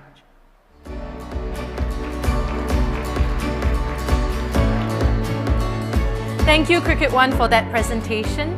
I'd now like to invite Vicky and her CEO and co-founder, Nam Dang, on stage for their 6-minute Q&A. Judges, I think they've also handed you some samples, so please enjoy. Thanks very much, Vicky, for the presentation. Great presentation. Can I first ask, you have sort of multiple product lines, right? You have the B2B, which supplies cricket as animal feed, but I think from what I see, your Singapore project is largely B2C. Is that right? Yes, mainly still B2B account. Like we supply ingredients to food manufacturers and pet food manufacturers. And the retail business line is a recent adventures that we set up. Yeah, so I guess my question really regarding sort of these alternative proteins is really the consumer acceptance. So how do you think how do you think your product has done in terms of that with regard to the Singapore market and also the larger Asian market, and whether it is both pet food or human food, and actually what do you think are the challenges around that, and how do you intend to get more consumer acceptability? Yeah. So we have already launched our texturized cricket protein 2 years ago, but then the technologies that we use is a low moisture extrusions. So the ingredient coming out in the dried form. So there's still a lot of room to improve in terms of taste, textures, and also the mimicking the meat product. But the goal of people who, like of the consumer who try to consume less meat, they're looking for similar taste, similar mouthfeels at meat. But then we also have a group of consumers who don't want to eat meat or has been trying to be flexitarian. Then those people, they care more about nutrition, also the appetizer when consuming the product. So when it comes to the meat alternative market, we believe if we bring the mouthfeel, the sensations of consuming alternative product closer to what consumer I get familiar with, then we can win the client better. And then to answer your second second part of question again, to the proportion between human consumptions and pet. So we still have around 40% of the revenue contributed by the premium pet food. But if you look into the down the line when the entire market or entire globe start to reduce meat consumptions, then also the byproduct from the meat industry will not be enough for the pet food industry. So then so still looking for a solution to secure the supplies of protein, also to reduce carbon footprint from the pet food sectors. And then the third part of your question regarding to the perceptions of the consumers. At the end of the day, we are not putting the whole cricket on the plates of the consumers. We provide them and we provide our client a solution to make it tasty, flashy, and familiar. So for us, the more R&D into food engineering, food science, to make it deliver what the consumer wants, then this is a direct way to reduce the barrier of acceptance. I think it also depends very much on how the product is presented to the customer. We launched 2 products, the whole crickets and the cricket cracker, which you are having there. And the conversion rate of 2 products was completely different. For the whole cricket, conversion was like 10%, but this product like is 50%, which is very high conversion rate. So presenting the product to a customer in a presentable way, attractive way, make the product tasty, value for money. I think the opportunity for cricket is really bright. Yeah. Okay. Thanks very much. The other sort of big issue regarding sort of alternative meats is that is this whole regulatory barriers. Have you already tackled that within Singapore, and also what are the challenges with that in your other markets? Yeah. So our main market right now is European market, and we already surpassed the rest of the other competitor by being one of the 2 authorized operator for cricket protein into the entire unions. And then for the Singaporean market, it's a very good case study for the Southeast Asia or for the Asia. So there's no any Asian country that set the regulation for novel food like insect at the novel food. Singapore was one of the first country make it like black or white. And to be honest, as a person active in the industry, we prefer to build a company and also the market in a clear regulated market rather than a gray zone market. So also the same thing with our client in the past in Europe. There's a lot of retailers want to work with us, but back then it was a gray zone. But the moment it's opened up as a black or white, either you are qualified or you don't, or you in or you out, then the retailers start to be more opening up with the options of product offer. Yeah. Great. Thank you. Thank you very much. Judges? You have made a comparison of cricket protein with, say, beef in terms of price, nutritional value, land use, and so on. Can you make a comparison with soy? Cricket protein, we say soy protein? So there's several metrics in terms of the price. Cricket protein is technically more expensive than soy protein. Let's say soy is priced around 70 cents per kg, for example. Cricket, we are making cricket protein at $1.5 US dollar per kg. So it is cheaper than, much cheaper than conventional livestock, but more expensive than soy protein. But then if you take all the environmental factor into account, like 1 hectare land of farming soy, you can produce around 5 tons per year. But 1 hectare land of cricket, you can produce roughly 2,000 tons per year. And then it uses only 2 liters water per kg. For soy, it is 2,000 liters per kg. So if you account take all factor into consideration, I think cricket can be very competitive, especially deep down in the future. Maybe there's several environment tax and that makes soy become more expensive. For Singapore, technically, I think Singapore cannot farm soy. The land is not really there, and then the environmental resource is not sufficient. But cricket can be done, an option for Singapore. Just to add on to the points of NAM, I would say cricket here is to replace directly conventional animal protein. And cricket, the role is to complete plant-based protein. In terms of improving the mouthfeel, animal protein, complete like nutrition profile, and also the glutamic acid, which is create the umami. Thank you, Vicky, and thank you, Namdang. I'm afraid our time is up. Thank you so much. Thank you very much. We'll now be moving on to the final team for this afternoon. All the way from Spain, we have Bound for Blue, who have innovated a new type of sail to reduce fuel consumption by ships in the maritime industry. Representing them today is Jose Miguel Bermudez, CEO and co-founder. Hello, good afternoon, and first of all, thank you for being here today and for giving us the opportunity to present our project proposal to this challenge. My name is Jose Miguel. I am the CEO and co-founder of Bound for Blue, and I'm here today in Singapore with my colleague David, who is the CTO and co-founder of Bound for Blue too. And as you can see here, Bound for Blue is using the wind power to decarbonize the shipping industry, as we will see during the presentation. So what all these things here have in common? So what they have in common is that all of them have been transported by sea. Approximately between 80 and 90% of the worldwide cargo is transported every year by sea. And what's the main problem that this industry has? Actually, I think that this picture is describing the problem very well. So basically, they have a double challenge. The first one is the huge fuel consumption they have, which can reach between 30 and 60% of their total operating expenses. And the second one is the appearance of a tighter environmental legislation on pollution issues that is forcing the ship operators to use less pollutant, but at the same time, much more expensive fuels.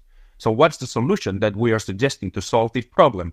Very simple, using the wind again, bringing sails back to ships with our especially designed rigid sail system. So which are the benefits of the wind propulsion? So basically, the first one is that it's a zero-emission energy source, completely renewable. Second one is that it's free and fully available in our oceans. And the third one is that it's used at point, so no energy losses in the process.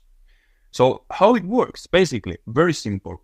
Using the wind power, we are creating an additional propelling force to the vessel, reducing the main engine power requirements and proportionally reducing the fuel consumption and the pollutant emissions. So from the concept point of view, it's very simple. It's directly a sail.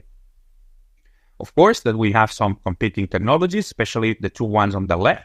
Rigid sails, like an airplane wing installed onto a vessel, which is very heavy and much more expensive than our solution. And then you have the flattened rotors that are much more expensive also to provide the same performance. So at the end, our e-sail technology is the one that is giving to the market the best balance between cost and performance. And here you have a very short video of how our sails actually work. So this is one of the retrofittings that we did 1 month ago, approximately. We installed 3 units of 22 meters in this vessel. You can see here our team working in that. On the lifting process, here you can see how the sails are lifted with the cranes at the shipyard, how they are installed on board this vessel that is operated by Airbus. And here we installed 3 units that you can see here in the final configuration of this vessel. So basically, until now, we have developed 4 pilot projects, 2 very initial projects during the purely prototyping phase, and then 2 pilot projects with Amasus, a company from the Netherlands, and Louis Dreyfus and Maters and Airbus from France that you have seen before. And now we have 5 ongoing pilot projects also, all of them working on different segments and different sizes of vessels. But today, I want to talk specifically, and I want to remark one of these projects with MMSL, because it will be the first bulk carrier that we will develop, and this is the project that we are presenting here today to the Liveability project. So basically what we want to do is to demonstrate to the market that the technology is completely ready, that can be absolutely deployed in the bulker segment, installing 4 units of 26 meters in a vessel owned by MMSL. We already signed the contract, the agreement with MMSL, one of the most relevant Singaporean ship owners, established more than 10 years ago in Singapore. And we want to centralize this project in Singapore. That's the main reason why we are working with a Singaporean ship owner, but in parallel, we want to establish our full presence in Singapore to cover in the near future all the operations from here for all the Asia-Pacific region. And that's the main reason why we already incorporated actually a new subsidiary company here in Singapore. And finally, how we want to do that? Basically, co-financing this first installation, this pilot project, together with MMSL and hopefully with a grant coming from the Liveability Challenge, addressing the SDG objectives that you have here on the screen, and also adding some R&D innovative developments into this process. So basically, it's a 24-month project divided into 4 main work packages. And as you can see here, the main ones are the number 3, where we will be designing the sales and retrofitting the vessel, and the number 4, which is based on the sea trials and performance validation. And of course, as I said before, we want to include some new R&D development. So the first one is adding a tilting system, being able to tilt the sails at 90 degrees over the ship deck. Second one is using lightweight materials to reduce the weight of some parts of the sail. Third one is adding also a new structural design to reduce by a little bit more than 10% the weight and the cost of the sail. And finally, also we want to add here to this project new aerodynamic features that we have been developing during the last months to increase our performance by more than 20%. So with all of that, we're expecting a final impact of more than 450 tons of fuel savings per year, which is equivalent to 1,400 tons of CO2 per year. But optimizing after the installation a little bit the trading strategy and applying weather routing, we can increase even these values by more than 3. Finally, this is the final impact of the project. So at relevant weight reduction and cost reduction, and also more than 30% of performance reduction. And this project will be absolutely key to reach our goal in 2027 of saving more than 400,000 tons of CO2. About the budget, also the total budget of this project is 5.7 million Singapore dollars. And here you have the cost breakdown structure. As you can see, the main part is going to the resales, manufacturing and installation, of course. And here you have the breakdown of how we want to fund this project. So as you can see here, 50% is directly funded by Balfour Blue. 1/3, 33% is funded directly by the MMSL, and hopefully we are expecting to fund the remaining part with a grant coming from the from the Liveability Challenge. And all funding, except of course the Liveability Challenge grant, it's already closed. Here, to finalize the presentation, you have some information about our team. We are a little bit more than 40 people from 7 different nationalities. And finally, also, we are including this slide to give you some information about who are our shareholders, where you can see some companies listed in some public markets, or even some VCs with strong presence here in Singapore, like Ship4Good. So thank you very much for your time, and we are here for any question that you may have. Thank you, Bound for Blue, for that presentation. I'd now like to invite Jose and CTO and co-founder David Farrer on stage for your 6-minute Q&A. And James, can I ask you to ask the first question to the team? Thanks, Jose. Great presentation. So I come from a maritime company. Just curious, from a owner's perspective, right? How do you convince the owner to install a e-sail, given the high capex cost, the payback? What's your pitch? So basically, can you hear me? Basically, one important thing that they have right now is a very strict regulation.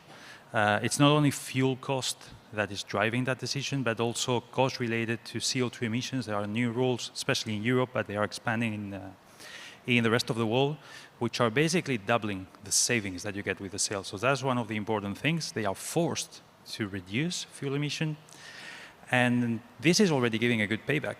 So the next thing, and this is a new technology, is proving that it works. So that's why you saw that we're doing several installations, there's several types of vessels, because we want to prove the results. And in fact, with all the installations we're doing, we're putting third-party certifiers that they will be publishing the results, because we want to be transparent to the industry that they know that our technology works. So these are the two pillars. One is a commercial and financial, the other one is trust. Okay. Trust in that technology is working. So for example, just now that dry bulk that you quoted, what's the average cost for the installation and how long it payback in terms of years? On that vessel, we calculated about, I think it was below 5 years. Okay. That vessel is a little bit higher because of the tilting system, which increases the cost, but on bulkers is necessary for the operations. The life of the rotor sail, how long does it last? Sorry? How long does it last on board the vessel? The sails? For the full life of the vessel. 25 years. So 20 plus years. Maintenance cost, is it high? Maintenance cost is almost negligible. That's one of the main advantages of this technology compared to the other ones. So wing cells are very large, so they need folding systems, which in the end, it's an extra capex and an extra opex. Flatner rotors are constantly spinning, so this is basically high opex, both in maintenance and in cost. In our case, everything is static. The only thing that is moving is the fan. We have a suction fan, so it's a ventilation fan. So the maintenance is really negligible because we only have greasing of some slew bearing, and basically that's all. Got it. And how do ship owners usually finance this? Because it's quite a large quantum. Do they finance it from their balance sheet? So the first installations are basically, so we get funding from R&D funding, etc. But the new installations that we're doing, they are basically funding with their own funding. Of course, in the near future, and that's why we want to be validating this data, we would like to get some financing options or something like pay-as-you-save or this kind of structures. Yeah, basically here we are also now putting in place, and we are starting working on that, on what we call hardware as a service, which is at the end offering the sales as a service and not as a capex acquisition. So at the end like a leasing or something similar, which is not more than a typical project finance structure. Got it. Thanks. Do the captains of the ship have to become sailors? Do they have to take into account trade winds and things like that, or is it just still the same routes, tried and true? No, in principle the system is completely automated. So the only thing that they have to do is just pushing a button, and the system is fully 100% autonomous. So it's completely normally it's autonomously being orientated and adapted to wind direction, wind speed, etc. So of course you can operate it into the manual mode if you want, but that's not probably the recommended option. So it's fully autonomous. Right, great. You might be addressing this with the tiltability. I was curious about whether the ability to go under bridges in these trade routes is required. So that's another advantage of suction sails. Their efficiency is very high, which allows us to make sails that are pretty small in comparison with a regular sail. So we can fit the sails within the current vessel airdraft, so the current height of the vessel.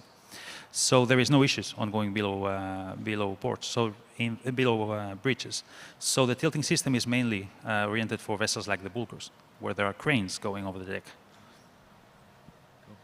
In terms of the business model, is there any recurring revenue streams? And how many sails or vessels does Bound for Blue need to get to in order to reach a meaningful scale or break even?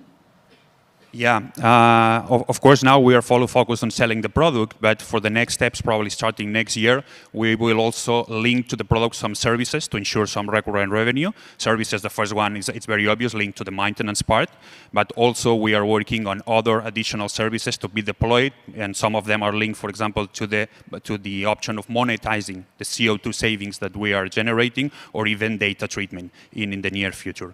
And just about your second question, just to give you an idea, our plan is to get a revenue of around 7 million this year and scaling up to approximately 30 for the next year. And the plan is that we will get the break-even point next year. I'm not sure if this goes a little off-piste, but you described the benefit to Singapore as a project. Does it have ongoing benefits to Singapore?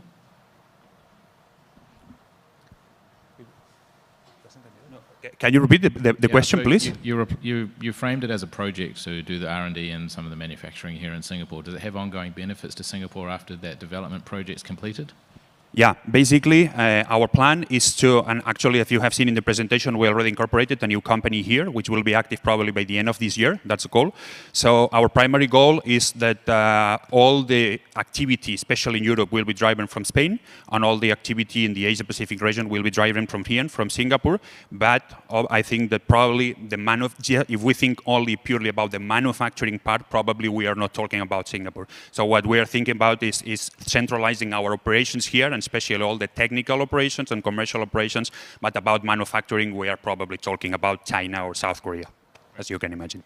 And with that, I'm afraid our time is up. Thank you, Jose. Thank you. And thank you, judges, for your questions once again. Can we all please give a round of applause to our finalist teams today for their wonderful presentations? Thank you, teams. Thank you for all your hard work and for your insightful pitches. And thank you to the judges for your hard-hitting questions. Judges, we'd now like to invite you to adjourn to the VIP room for your deliberations.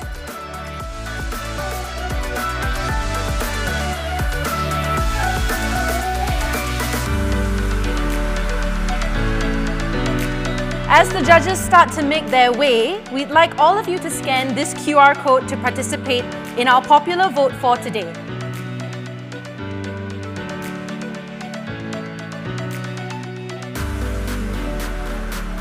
So let us know who you think will be the winner of TLC 2024.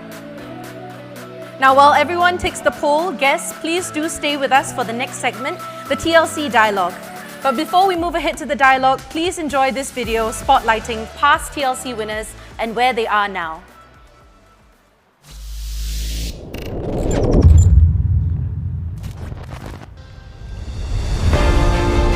No solution is too small or too big is what I believe. How do we decarbonize the economy without creating economic hardship for the people?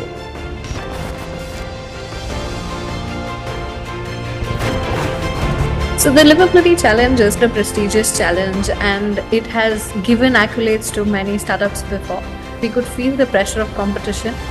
We are pretty excited about it because this particular competition, we started really understanding what can be done and how we can utilize the expertise which we have developed over the last 30 years in this field and really propose a solution through this Liveability Challenge.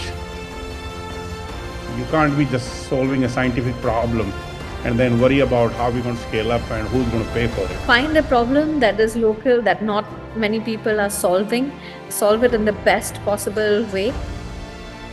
So there's a huge amount of revenue goes out for importing methane to meet your energy needs. And at the same time you have CO2 emissions which you are dealing with it.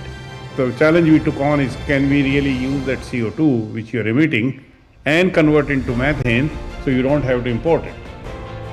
The idea is that we use Singapore as a launchpad and the base for excellence in aquaculture, especially in the tropical species aquaculture, which has a lot of problems in and of itself because disease management is not solved in a cost-effective manner, which is scalable for the farmers. Put together a system which will demonstrate that it's possible and somebody can invest in the future for scaling that up. It's not one person who's going to solve sustainability or climate change. It's going to be a collective effort of entrepreneurs, governments, large organizations, and everyone working together collaboratively, bringing different opportunities and solutions to the table is what's going to make a real change.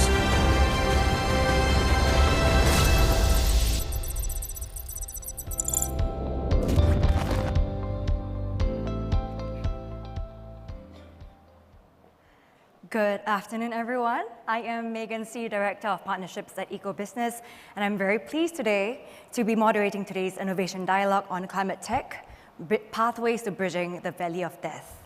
I know all of you have just kind of sat through the entire 2 hours here, so congratulations on making it this far. I'm sure you all have such a good time as well hearing the finalist teams present their works. So today, for those of you tuning in from wherever you are as well, thank you for taking the time to join us here at the Liveability Challenge Grand Finale today. We do also have a question and answer session after this, so for the audience in the room, please scan the QR code that's up on the screen now, or at some point soon, to contribute the questions. And for our virtual audience, please also do put up your questions in the respective chat boxes. So before I introduce our panelists today, allow me to just set the context of our discussion. Climate tech startups have been built to be the answer to our climate crisis. But while many of them have flourished in recent years by tapping on investors eager to spot the next climate unicorn, they struggle to raise enough funds to leap from lab to factory, and thereafter from factory to commercialization.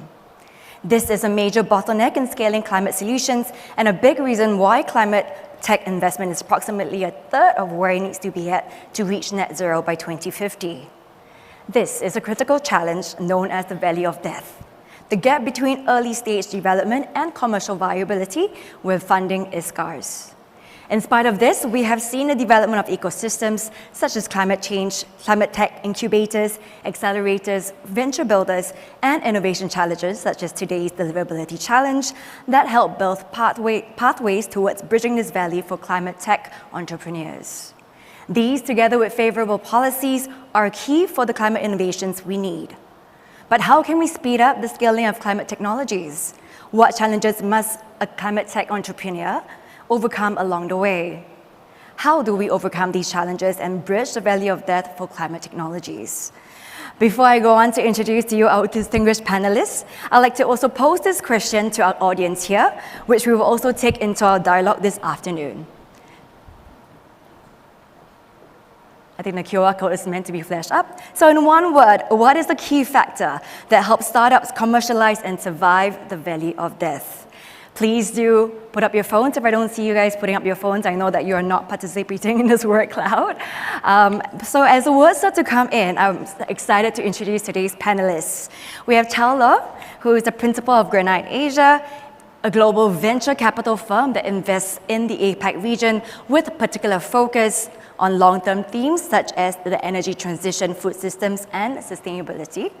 We have Gaurav Sant as well, co-founder of Aquatic, a carbon removal company that has developed a revolutionary process that relies on seawater electrolysis to capture and store carbon dioxide while simultaneously producing clean hydrogen. Aquatic is also our TLC 2021 grand winner.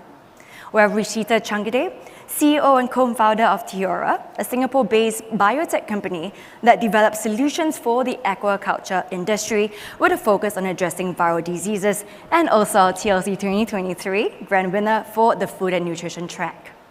Chao Lo, Gaurav, and Rishita, thank you so much for joining us today in this dialogue. Please also feel free to comment and chime in on each other's statements as we go along with our discussions. So for the opening question, you see this word cloud behind you, and I already posed this question to the audience, and they have very, very graciously as well participated. What is the key factor for yourself that helps startups commercialize and survive the valley of death, and why? You're also very welcome to take a look at the word cloud. I see a big cockroach right there. But yes, we can start with you, Chao Lo. Thanks, Megan, and thanks to Temasek for inviting me on this event. I think it's a great opportunity to share the perspectives. Yeah, I'm actually also very excited to see the cockroach out there. It's an interesting word, and also seeing some opportunities. You know what? From my perspective, I do really see the technology innovation R&D is sort of one of the most important lever in the sustainability investment. Given the fact that we're always talking about a business model, how to impact more people in terms of meeting their demands. But at the same time, we see one lever that has been contributing a lot in the past 200 years from industrial revolution, internet, digitalization, but also in the sustainability factors, a lot of technologies in the climate tech sector has helped a lot. So I do see the tech innovation and strong R&D and support on infrastructure can help a lot in terms of drive the overall scalable transition to a more sustainable world. But the other one is actually the policy-making processes across different countries, the collaborations, that's quite essential as well. Also, public awareness, right? As we mentioned, alternative protein as well. Like a lot of consumers, they don't really care about the social awareness, like the carbon footprint, they care about taste, they care about costs. So in terms of meeting that demand, we should not only build the product itself, but also try to raise the awareness that like you might want to consume for the greater goods of the society, of this world. So the public awareness will be another driver as well, moving down to as many countries as possible. So that's something we're looking at. And of course, as a financial investor, we do see a necessity to have a more long-term, forward-looking metrics to evaluate financial returns. A more patient, more long-term view will also help. So briefly talk about it, and maybe Gurnav, you can share your perspective as well. Thanks very much. So first of all, very nice to be here. Thanks to the Temasek Foundation for having awarded us the prize a couple of years ago. The way that we've really thought about what we do, and just for context, I'm a college professor, so I'm interested in doing things related to technology, but we've chosen to take a view where we focus on impact and impact ends up determining how we think about technology creation. So taking a step back, we really sort of asked the question, is this something that could really impact a lot of people beneficially in a very large scale? It's conditioned around sort of looking at what we think are, macro themes that we think are going to be important. And so we look at climate change as a big one. We look at the energy transition as another. And then we ask the question, is there something that we could do that could actually make a meaningful difference at very large scale? So incremental solutions, in fact, are not within the remit.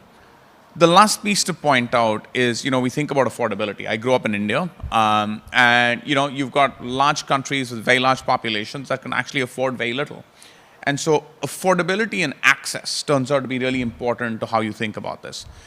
The reason that we focus on things of this sort is, solutions for the few are never sufficient if you want to deliver impact. And with that framing in mind, and particularly thinking about almost anything to do with the climate, so to speak, it really has to be broad-based. Yeah, no, thank you, Carol, for that. And finally, Rishita as well for our first opening question. Yeah, thank you very much to the Temasek Foundation. It's a fantastic opportunity to be here, and thanks for the award. It has really made a huge difference in moving our company forward. And I resonate with Gaurav, maybe because I also grew up in India. And it's the ground reality, right? 1.5 billion people live in India, and it's a very, very price-sensitive market. When we were looking at what we were doing, essentially we came up with 3 things that we needed to achieve. One is use biotechnology to have a very large impact. But the third thing was that in a short amount of time. So that eliminates solutions, for example, for cancer vaccines for humans or things like that. That forced us to look at the problems that are on the ground today, that are not being solved by too many people, where we could really be the winners. As he pointed out, like alternate protein was something that a lot of people had asked us to do, but we thought that the aquaculture, what we finally chose, was a problem of today that needed to be solved. So that's why we are looking at disease challenges and solving those disease challenges in a meaningful way. And to go maybe a step further is that in Asia, availability of capital is very different, for example, from the US markets. Like there is a less, the capital is a little bit more risk averse. So that's why one has to look at solutions that can be scaled within these markets, at least to prove the technology first, and then maybe we might have access to more risky capital. So it's trying to see how we can use the ecosystem available, let's say, in terms of fermentation or the other things, to bring these technologies to life without having like huge capex investments, for example, on day one. Thank you so much, Rishita. And interesting that you mentioned here that in Asia specifically, capital is very risk averse, and maybe I'll like Chala to maybe comment on that. But also, we did talk about bridging the valley of death, and we know that impact investing has proven to be really critical in helping climate tech get to the funding they need to scale and commercialize as well. And it's also a really good way for venture capital firms as well to invest in companies that do good. So, in your view, what is the significance of impact investing in helping climate tech entrepreneurs bridge this valley of death? Very good question. I think the most important job that investing, no matter it's financial or impact investing, the most important job is help to build a resilient economics of a product and a business model. So let's make an analogy to say a traditional, for example, internet product. There is a gap between the technology, for example, location-based technology, AI, to a consumer need such as ride-hailing, food delivery. So in between that, you need to find out the product market fit between the technology and the demand you meet. And there is a gap and there's a runway. And usually the venture capitalists help to fuel the runway for 18 months, 24 months to support them before they meet the product market fit. I think within the impact investing for social beneficial product, it's the same idea. That you have great technology in a lab, it can be incubated, it has, initially proven the benefits. However, it still has a runway before the product goes to the market and meet the consumer demand. So before that, we need impact investing to fuel the runway. It can be 12 months, can be 24 months, it can be a little bit longer as well. So, but the same idea is that before the product market fit, we need capital to support that team, continuously productize the product and commercialize it, to test on the pilot project to make sure it goes to the market. So to bridge the gap between the product market fit and fuel the runway is one of the most essential job that impact investing is working on. One more thing is the role model effect, because as I said earlier, we need to raise the public awareness regarding people's, especially consumers' idea on social benefit. And at the same time, impact investing can help to build a role model of 1, 2, 3 companies. And that social awareness will be built up. And there will more people to pay attention to this area, and more capital could be, show an example and get into this area. So I think the role model effect is also very important. So basically, building the resilient economics, building the gap, and also the role model effect. Thank you so much, Shallow. I wanted to go to Gaurav. You did win the TLC grand finale 2 years ago. Was it 2021? So that was 3 years ago, actually. And recently, you announced plans to build the world's largest ocean-based carbon removal plant, together with UCLA and also backed by our Singapore's water agency, POB. So what was the most significant leap that the $1 million grant from Temasek Foundation back in 2021 helped you critic with? It's a great question. So, of course, money is always wonderful, but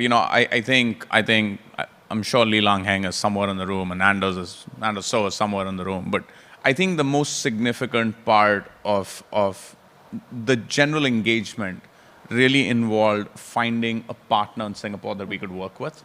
The Temasek Foundation connected us with the Public Utilities Board. So, in fact, the reason that we ended up doing work in Singapore was actually born of that marriage made in heaven, so to speak.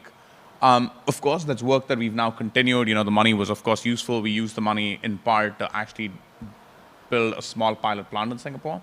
And the world's largest plant that you now referred to is, in fact, an evolution of what happened then.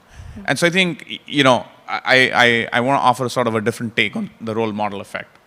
In addition to good role models, which you absolutely do want, I think you need committed partners that are really going to function as true partners. And particularly for the types of work that we do, what really ends up being important is long-term partnerships. A lot of the work that we do takes time. It takes time to mature. You don't actually go through 10 iterations in 6 months, which is something that's often common in software and small devices, as an example. So you need partners and you need a stable financing structure. And this is where I think family offices, foundations, national governments, sovereign agencies, and entities really start to become important, because that is typically the kind of money that you need, which spans and stretches over years to actually mature a solution to scale. Thank you so much, Gaurav. And for Rishita, Tira, you also won the TLC Grand Finale last year as well. So it's only been less than 1 year since that happened. We'd love to know more about how that journey has been, but also maybe commenting on Gaurav's as well. I think he mentioned the importance of partnerships in getting Creatic to where it is right now. So tell us more about what plans you have going on. It's been about, I guess, 9 months since the last TLC, and it's fantastic to be back to this room, right? Like, this is one of the very key factors. So last year, along with the Temasek Foundation, we had the Singapore Food Agency that we are working with now to bring our products through regulatory. We are working with some of the VCs and family offices here. So these are some examples where we see that it fuels our growth, right? So if I was to highlight 3 main points, it would be that we were given, like, first and foremost, aquaculture was highlighted as an important part of food sustainability, which was not done for, decades before that, right? It was sort of considered as a traditional industry. So that itself brings to mainstream something that most people consume, especially in Asia, almost on a daily basis. The problems of that were highlighted as well. So that brings the need for solutions to the forefront as well. So discussing those problems was important. Second is, as Gaurav also said, right, it is essentially a collaboration between many parties to bring solutions to market, right? We as a startup cannot do it by ourselves. So working again with capital, working with governments, working with the regulatory agencies. So those are the kind of doors that are open. That is the kind of recognition and validation that some of our solutions get because of platforms like this. And that is what helps us to build the next generation solutions for these markets. For example, like vaccine development is something that we do. So vaccine development in human pharmaceuticals is like centuries ahead in several cases compared to vaccine development in aquaculture. Even to date, when we talk to most of the people, they don't know that every single fish in several, like for example, every single salmon is injected with vaccine. So that is something that we were looking to disrupt by including vaccines in the food of the animals. So this idea has been in this field, but regulating that is something that is critical, and that is what these kind of platforms allow us to begin those kind of dialogues. So beyond the money, which is of course very important, it allows us to bring new solutions to market in a very realistic way.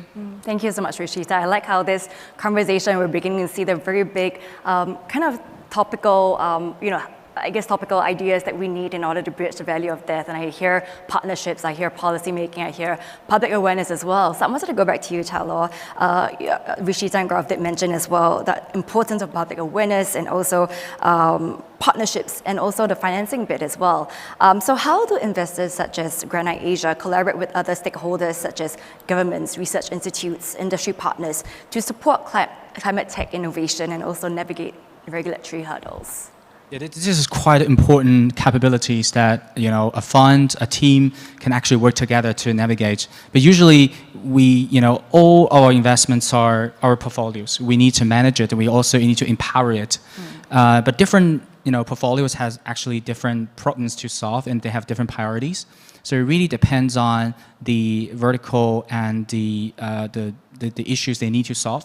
So some of the company we support with PR issues, with corporate awareness to go to markets, right? Because it's consumer market, they want to go to reach out to a new geography that they might want to leverage our support. So that's something we can do. We can help them to channel in. Some of the company, the product is solid, the market is there, but they might face some regulatory challenges in some regions. Then, our GR guys, our PR guys can help them with that. And also, even before the investments, we have a strong due diligence practices in not only the traditional legal due diligence or financial due diligence, but also when during our commercial due diligence, we're going to evaluate the potential regulatory risk and the red flags, which we will consider. And also, even if we want to make that decision, we will also notify this company that, okay, you guys need to be aware of that in the next 20 years. So these are all different factors. It really depends on what industry that company is and what's the problem they're facing. But we do have a very strong, I would say we have 3 to 4 times of the labor force on portfolio supporting compared with the portfolio in pre-deal investment. So that's something we really emphasize on. Thank you so much, Chalo. I'm going to take the time to just, again, let the audience know that the QR code is there for you to put on the questions, and I'll be turning to that very soon as well.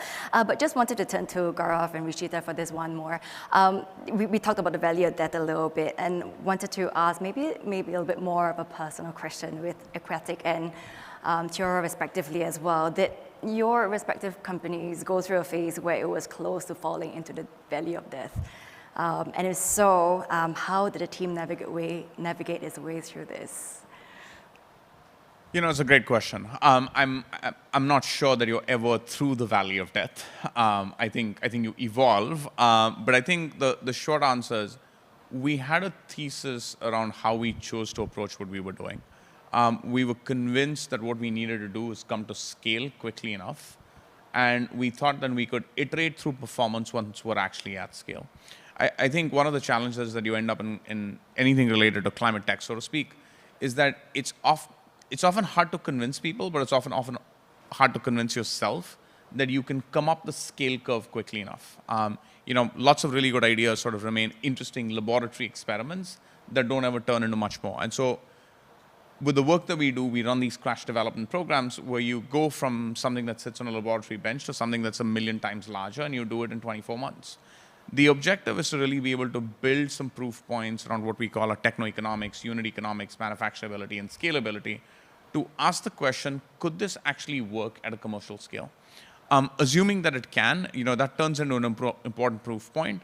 And while it does not get you through the valley of death, it gives you an indication if you're about to fall into the valley of death.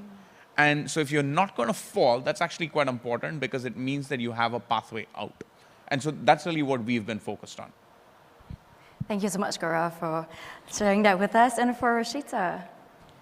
So as Gaurav rightly said, right, you're never really out of the valley of death.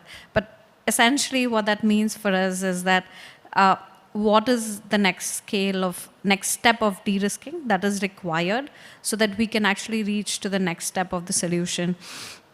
With our specific example in mind, one of the things was that how do we make this product extremely affordable for the farmers and extremely easy to apply.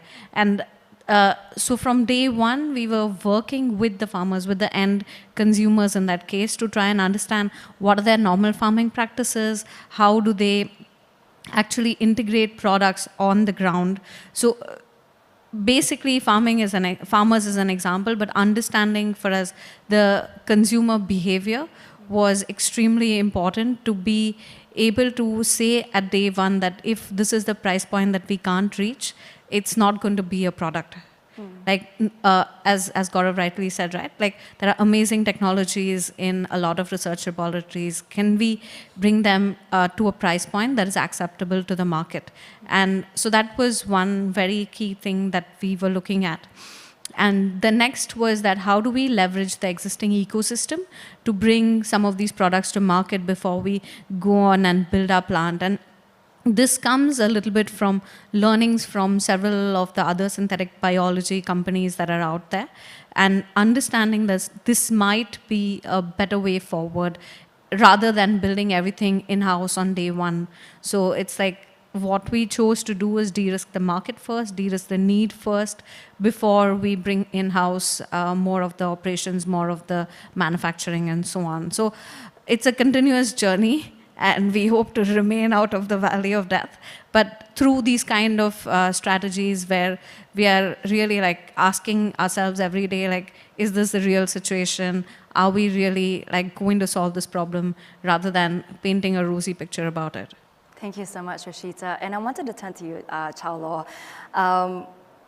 I guess with, you mentioned earlier as well that we need to be more long-term forward-looking, especially for investors in this part of the world as well. So when investors struggle with these often delayed returns on investments associated with climate tech startups, what is your response to them when they're concerned about that? Yeah. Before I actually address the responses to that, we probably need to understand why this long-term view is needed, right? And or why the return of those sectors requires a long-term view. I think first of all, as I said, technology lever is something we focused on. And if that's the case, which means it requires a higher R&D cost and a higher R&D horizon that we need to wait for. So that's one thing. The other one is there are regulatory hurdles because a lot of new frontier has been pushed by the market and the companies together. And regulatory always lags a little bit behind the progress of the technology or the market trend. So the regulatory hurdle has to be managed at the same time to move the market forward. So that's another reason why it takes time. The market adoption is also, right, you always have, early adopters, but you have, mass market to wait until the signal is clear and always have laggers to always be the last 10% adopted. So it takes time for the market to accept a new product, new concept.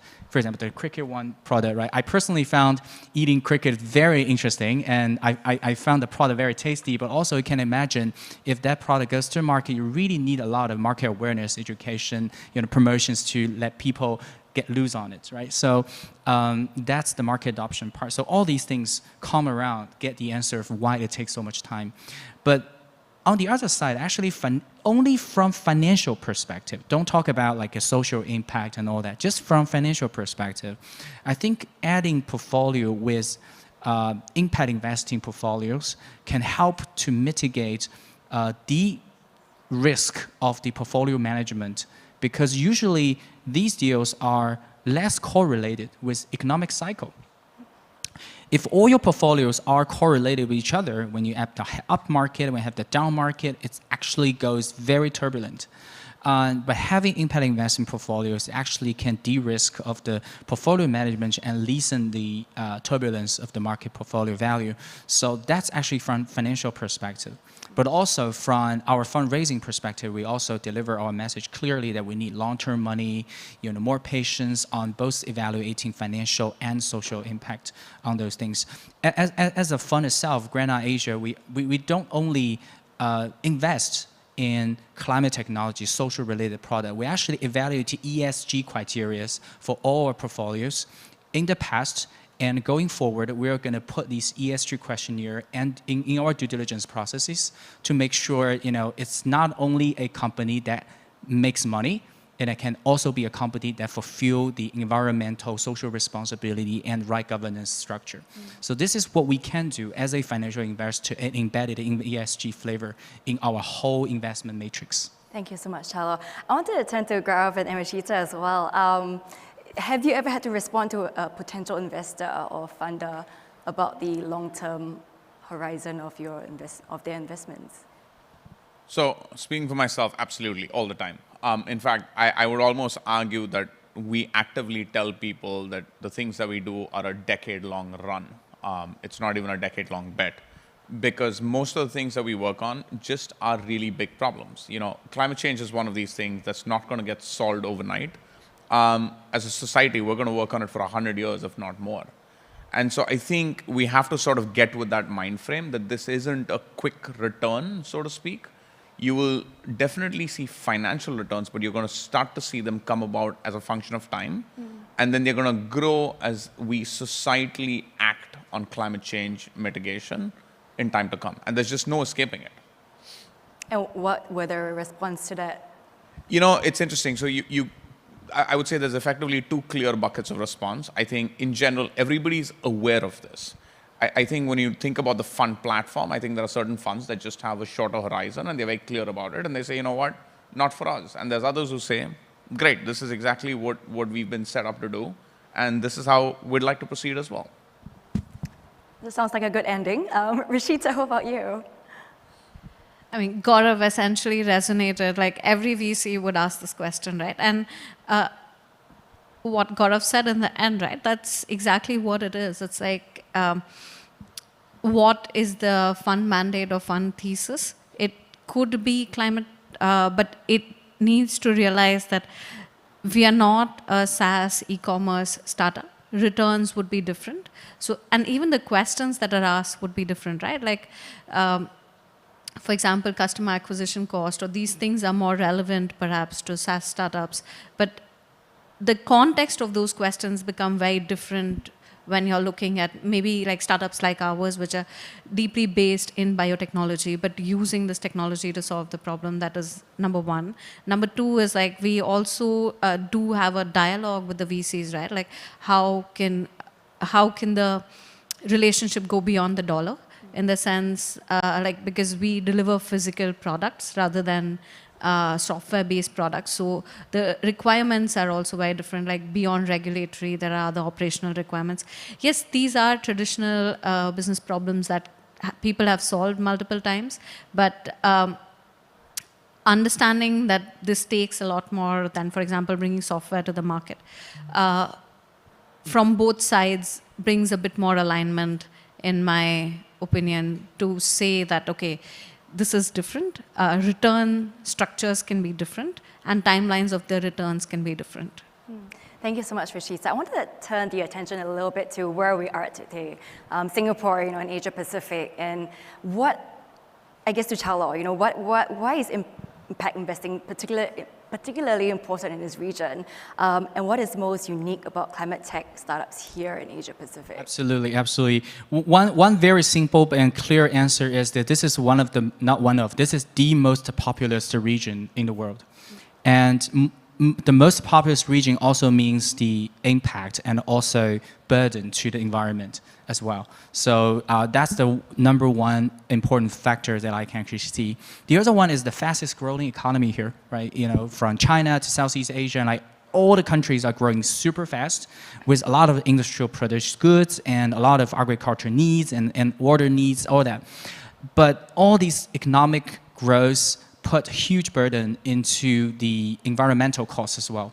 So that's an urgency of the issue that we really need to tackle the problem. So that's number two. The third one is this region is actually very vulnerable to the environmental change, right? We do see typhoons, you know, many countries, especially island countries, are very vulnerable to sea level change. Right, and all these climate change is getting hotter and hotter. You know, the rain line moved from the south to the north. You know, all these effects will put this region very vulnerable. So I think the urgency to develop technology and also business model to reshape this region is quite essential and important. I think this is number one. The second one is, you know, Asian people are hardworking, no matter which country you're coming from, and which means you can put your energy in manufacturing, but also you can put your energy into a cutting-edge climate change technology, which will benefit both on the financial and the environment part. So I think we do see the potential in this area of technology breakthrough. So this is why we really focus on this, and we want to put not only our time and team, but also some of the investments here too. Thank you so much, Chalo. I think you mentioned there about talent and skills as well. And one question from the audience here, talent seems to be an issue in the sustainability sector. Where do you go to find the talent and skill sets you need to grow startups currently? I think this is to both Rishita and Gaurav. You know, I can provide a little bit of context. So yes, there is indeed not enough talent, but I think it's because the talent is employed elsewhere. It's not that there's an absolute lack of access to talent. The comment that I would make is probably a little bit more broad-ranging. So I think what we really need is we need role models of success. That is, I think, the single biggest stumbling block that we need to solve for. You know, it's the reason why there's lots of people that all turned into computer science majors, right? Because they were all convinced that, you know, between Amazon and Google and Meta, they'd all be employed, they'd all be paid really well, and they'd work at really exciting companies. I think we need exactly those role models of success in anything related to climate tech and climate change mitigation. We don't have that yet. And I think we would need that to happen to see a talent unlock. At the same time, you know, we do think that in due course, there will be talent that strips away from the oil and gas sector and goes off to do other things. That's going to be really important as well. Hasn't happened yet. Oil and gas continues to be really strong financially. And so, you know, we need some sort of macro wins to sort of change before talent truly unlocks. Thank you. Gaurav and Rishita, maybe because you are based here in Singapore as well, we'd like to comment on that too. So I think talent acquisition, no matter what level you're at, which company you're at, can be hard, but it can be a bit harder for early stage startups for a few reasons, right? Especially because the way it's perceived, like number one is like this could be risky, like will I have a job tomorrow? Number two is that people, especially in Asia, especially in like the sectors we operate in, have not seen the big wins. Like for example, people in software have monetized, like even the employees have monetized from the employee option pools, etc., which hasn't happened in biotech up until now. There is that issue. So once that kind of visibility comes, once, as Gaurav rightly said, there are a few big wins that are there, people will come. And maybe to add to that, right, like things changing so rapidly with you know, Gen AI, etc. Maybe there would be more talent going to this space, especially because even the newer generation, we see a lot more people like wanting to have an impact in general. So yeah, it's tough right now, but hopefully it won't remain that way. And alluding to the point previously raised, right? Like, we are the most populous place, and this is an hardworking place. It's about how do you make the job sound exciting? How do you recruit like fresh graduates and have ways to train people to step up in these kind of industries? And there are like those things are required internally as well as externally. I think SG Innovate and others are putting in quite a lot of effort to promote these kind of industries beyond the conventional like finance or software industries. So it's, again, internally look at yourself, and we could see how we could improve, but externally the ecosystem is also stepping up to address this challenge. Thank you so much, Rashida. And with that, I think we've covered really, really interesting insights around bridging the value of that, how policies, public awareness, skills, talent, investment as well comes into play. And I've just gotten a note that the judges are actually outside, so we've got to wrap up this discussion right here. But before that, I just want to pose one more question to all our speakers here. We will be unveiling the grand winners of the Liveability Challenge 2024 very, very soon. And you know that this will just be the start of what's going to come ahead for them as well. So what is your one key advice for the finalists from here? I'll start with Tala first. Well, I wouldn't say it's a device. I would say it's more like a hope, right? I really wish that, the combination of three pillars, technology, market, and capital, can merge in a way that is more sustainable in a vicious circle. Then, positively feedback loop can be achieved and move forward very quickly in the next foreseeable future. So I wouldn't say it's a device, but it's more like a hope. Thank you so much. Very simple.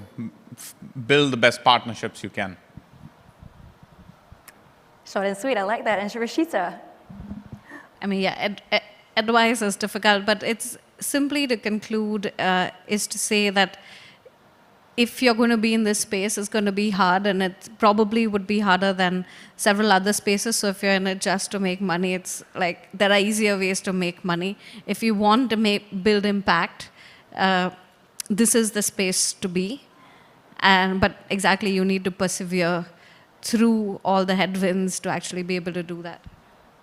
Thank you so much, Rashida, Gaurav, and Chalo as well. With that, we've come to the end of our panel session today, and thank you everyone as well for contributing your questions.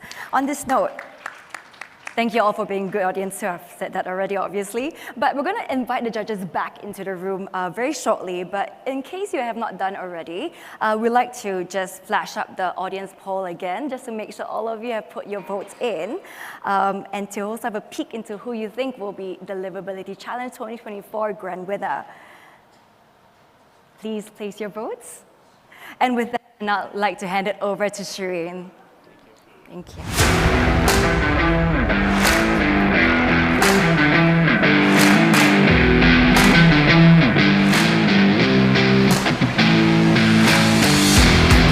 Thank you, Megan, for that insightful dialogue. We've now welcomed the judges back into the room. To our virtual audience here with us, you can continue sharing your thoughts in our comments section as we move into the final segment of this evening. So after the pitches that we've heard today, I'm sure that all of you, as well as our judges, have some thoughts and feedback for our teams who will now take the stage. Finalists, can I please invite you back on stage for the feedback segment?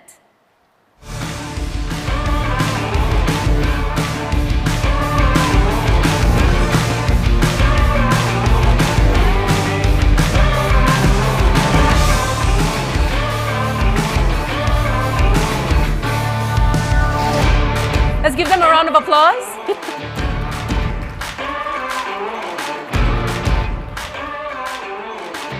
Okay, great.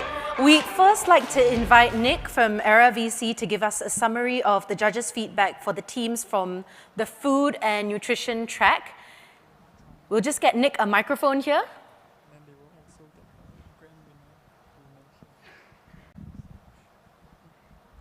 Team, can we get Nick a mic? Okay, mic's on the way.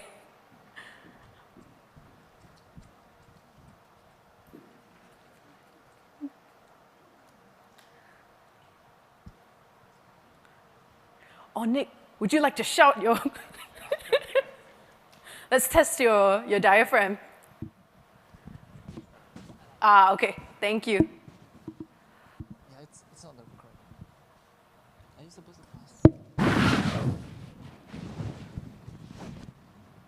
So Nick will be sharing with us the summary of the judges' feedback for the food and nutrition track. Nick, please. Yeah, thanks, team. Great presentations in general. Really liked the diversity of how you're tackling the food shortage. I think the judges had a pretty challenging time differentiating between them all. A unifying feature we thought was each has work to do on verifying market demand and launch products. So if I just go one by one, TerraBio, we really liked the fact that there was 2 potential products giving multiple revenue streams from one source. And I think the feedback was really to consider articulating the differentiation strategy through other products already in market, as well as the scalability of using the agri-food as a side stream. The meat company, addressing 2 key bottlenecks in the alternative protein space, being cost and taste. So arguably unlocking some of the scalability opportunities worldwide was what the judges really liked about that. We did have quite a bit of discussion about using flavour as a differentiator, given it's so subjective, and we weren't 100% convinced as that was the place to hang the hat on for growth, but certainly there's a big opportunity in front of you. Cricket One, obviously a alternative protein, more of a niche product, particularly relative to soy and meat, but very much a potential to navigate between those two into a big, significant market. And there was some discussion about whether there is a market application where there is an ability to call it simply protein and take away some of that branding, the branding issues that may hold the sector back. But overall, a very strong presentations from you all, and good luck. Thank you, Nick, for your feedback. Next, can I invite Shanye from Trirec to share with us the judges' feedback for the teams in the climate change track. Thanks. Yeah, thank you. So firstly, I'm going by the order of presentation. For Nandina, we really like the cost and the product value propositions of it, and the fact that it solves an impactful problem with circularity in the aviation industry. It's a tough one to crack. And also we saw the team is very experienced, it has the right skill sets. Some areas we think could be maybe further clarified, we thought would be competitors in terms of currently the product goes against other providers of materials for seats and galleys, for example. How does the competition landscape look like? And as the companies continues to evolve to go into more structural parts, and how does that affect the costs and profit margins for the company? Yeah. Moving on to Green Corp, we thought this is a really interesting solution for the shipping industry to start with, and also it uses a good process innovation with substantial energy savings, and also the reaction time and operating ambient conditions sound really attractive.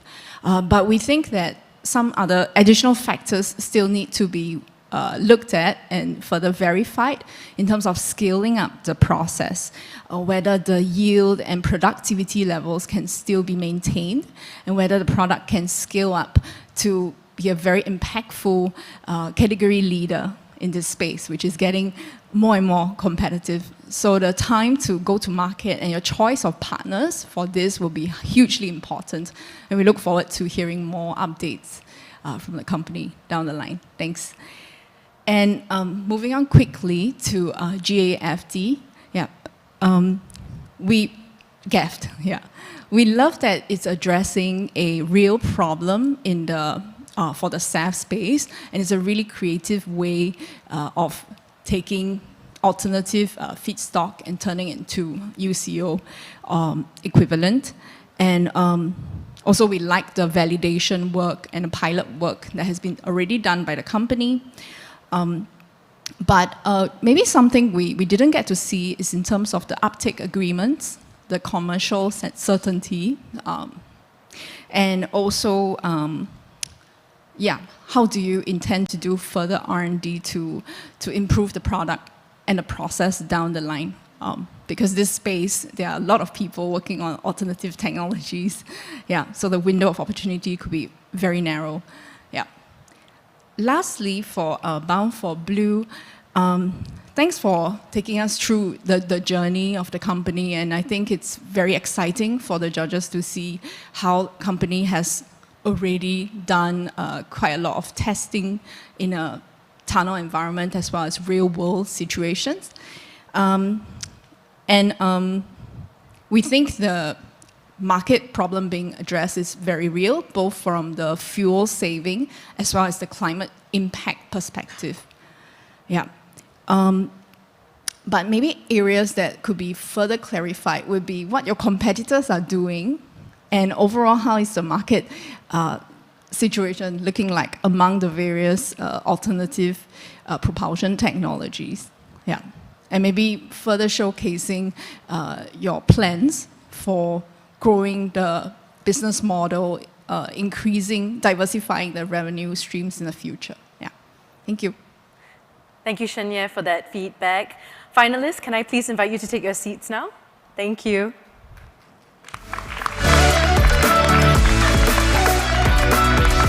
Thank you, judges, for all your insights, and thank you to all the teams who I'm sure will find all the feedback that they've received today useful on their journey to success. So we have now reached the moment that we've all been waiting for, the unveiling of the winners. A quick note on our trophies before we hand them out. So these awards are handcrafted by local artists from Singapore's Ugly Wood Company, which specializes in repurposing wood into furniture and gifts. The light bulb that you can see is a signature feature of the TLC trophies, and it represents human ingenuity and breakthrough technologies that exemplify the spirit of TLC. So first up, we're going to unveil the results of the popular vote. This is voted by you, the audience, so I'd like to invite Jessica to join me on stage to hand this award.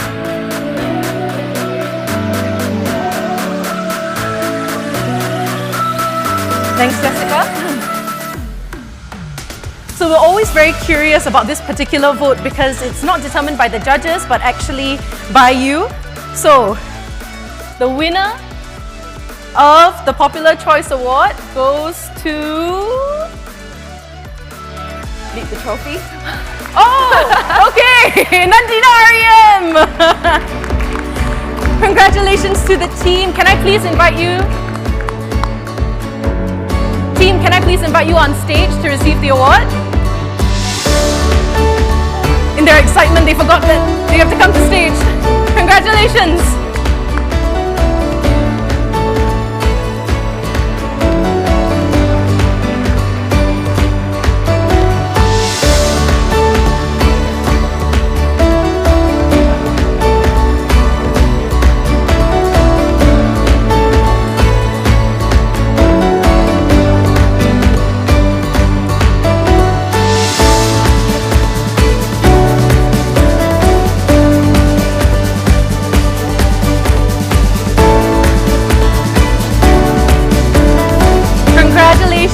Once again to Team Nandina Ariem for winning the hearts of our audience today. Now moving on to the first investment award to be awarded today, we'll be presenting a $100,000 investment by Era VC. I'd now like to invite Nick on stage to present this award.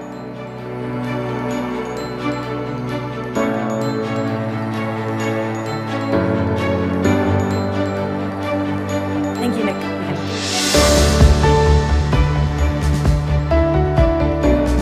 Okay, so the winner for this award goes to Bound for Blue.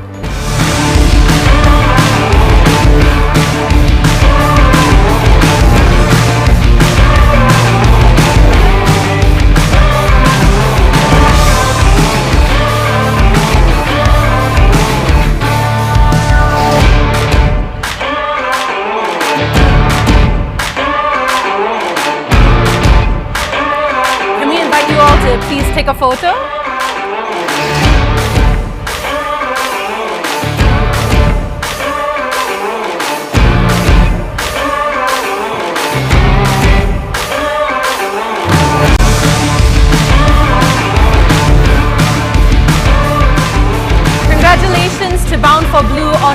this opportunity from ERA VC. For our next award, we will be presenting a $100,000 investment by the Optive Wellbeing Economy Fund. And the winner of this fund is once again Bound for Blue!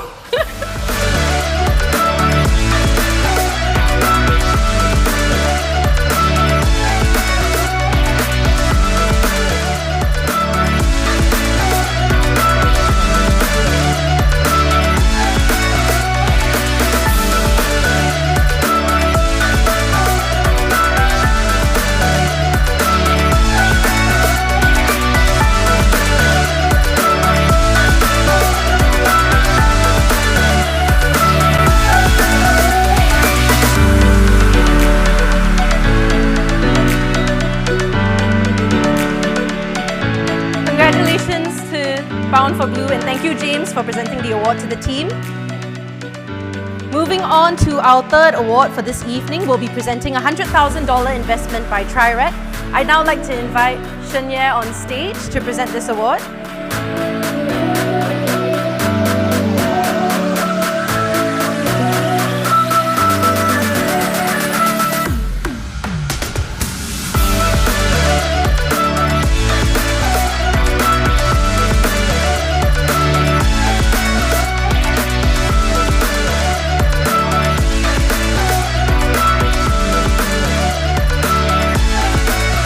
And the TriRec award goes to Bound for Blue.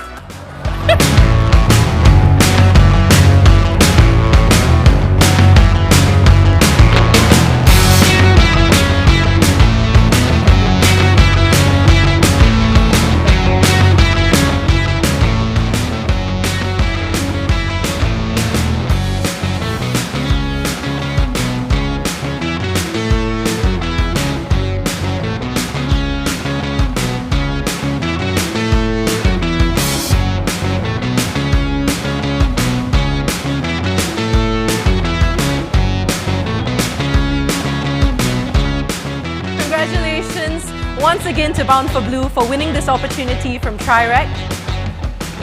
So moving on to our last award in this category, we'll be presenting a $100,000 grant from Enterprise SG. I'd now like to invite, thank you Emily, on stage to present this award. And the Enterprise SG grant goes to Nandina REM.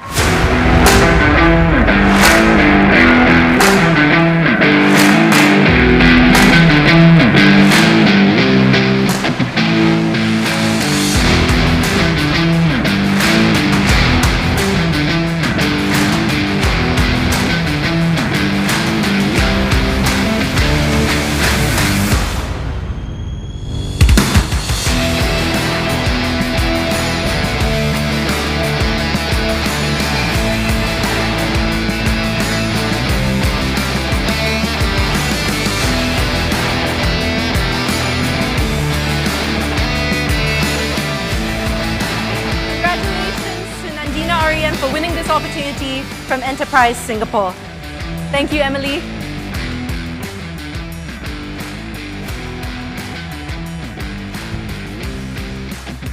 We'd now like to invite Jessica back on stage. For all the awards, I'm just waiting for my mic to be turned on. I have the utmost privilege of coming here to announce the two grand winners of our $2 million prizes. And I have to say that it was very hard fought, and in the room the judges had lots of discussions, and it's always so hard to decide who will walk away with $1 million, and there were even requests to split the $1 million to even further prizes. But we have the winners here. For the presentation of these two prizes, I'd now like to invite Mr. Lim on stage for the unveiling of the 2024 TLC winner in the Food and Nutrition and Climate Change tracks. Mr. Lim, please.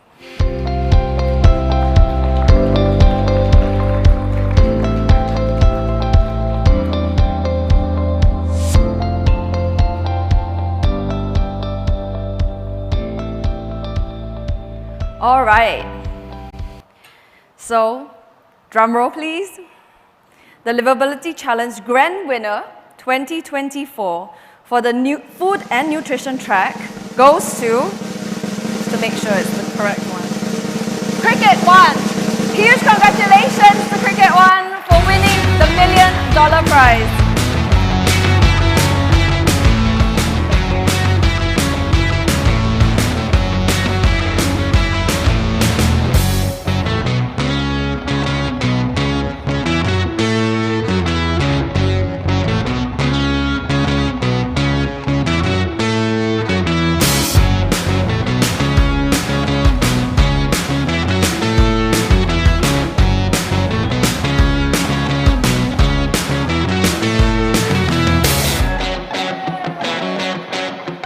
Give us your $1 million smile.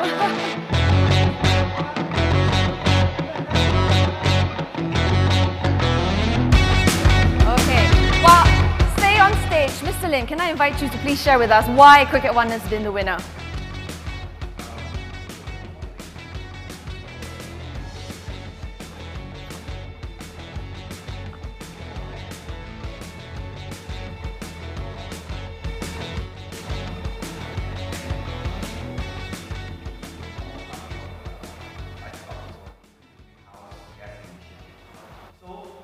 Cricket One offers an alternative protein, which they have explained to us if you compare the land to be used, greenhouse gas emission, and water, so it is a big plus. And they are addressing the problem about available protein, and they are able to produce protein at a low cost. And I hope that they will overcome some of the issues we talked about, like the color, the branding, and the taste.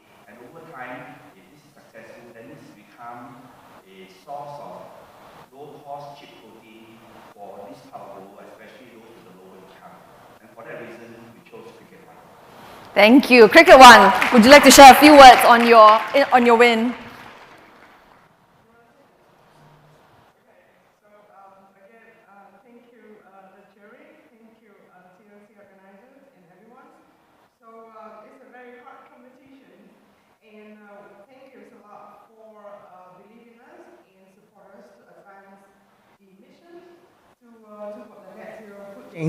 And I hope we can explore and unlock more of the functionality, also the characteristics of cricket that can make it from a niche market to a mainstream market. So thanks a lot for your support and your belief. Thank you. Thank you. Thank you very much. Congrats. I'll invite you on. You can take a seat, and Mr. Lim, please stay with us as we now unveil our second $1 million winner.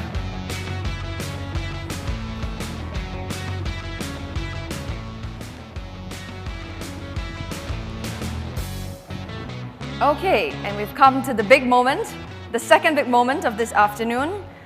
Can we get the drum roll again? The Liveability Challenge Grand Winner for 2024 for climate change goes to GAF.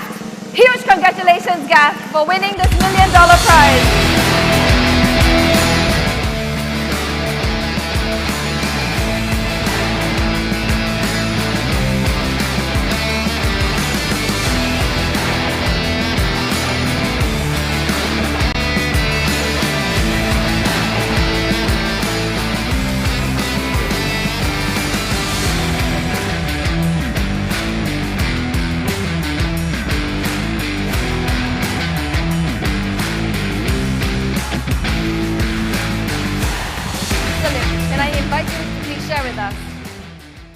You know, for the aviation industry, 2/3 of the total emission of carbon will be avoided if sustainable aviation fuel is used.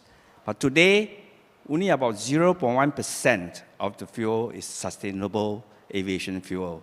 And GAF presented to us a solution. Today's problem is the bottleneck of the feedstock needed to produce what is currently the viable working way of producing SAF. And GAF offers a new solution to produce a low-cost feedstock that can be scaled. So if that can be done, then we will have solved the carbon emission footprint for the civil aviation for the aviation industry. And for that reason, we chose GAF. Thank you. And please, will you please share with us your thoughts on winning this $1 million grant? Yeah, well, I'm not too sure what to say. You know, having seen the results from the audience vote, I'm glad the judges had a bit more sense. So, yeah, no, I mean, you know, obviously a great opportunity for us, and thank you very much for having us here. And it's great to receive the recognition. So, thank you very much. Thank you very much. Can we invite the other $1 million team to come on stage for a photo with Mr. Lim right now? Please come for a very quick photo.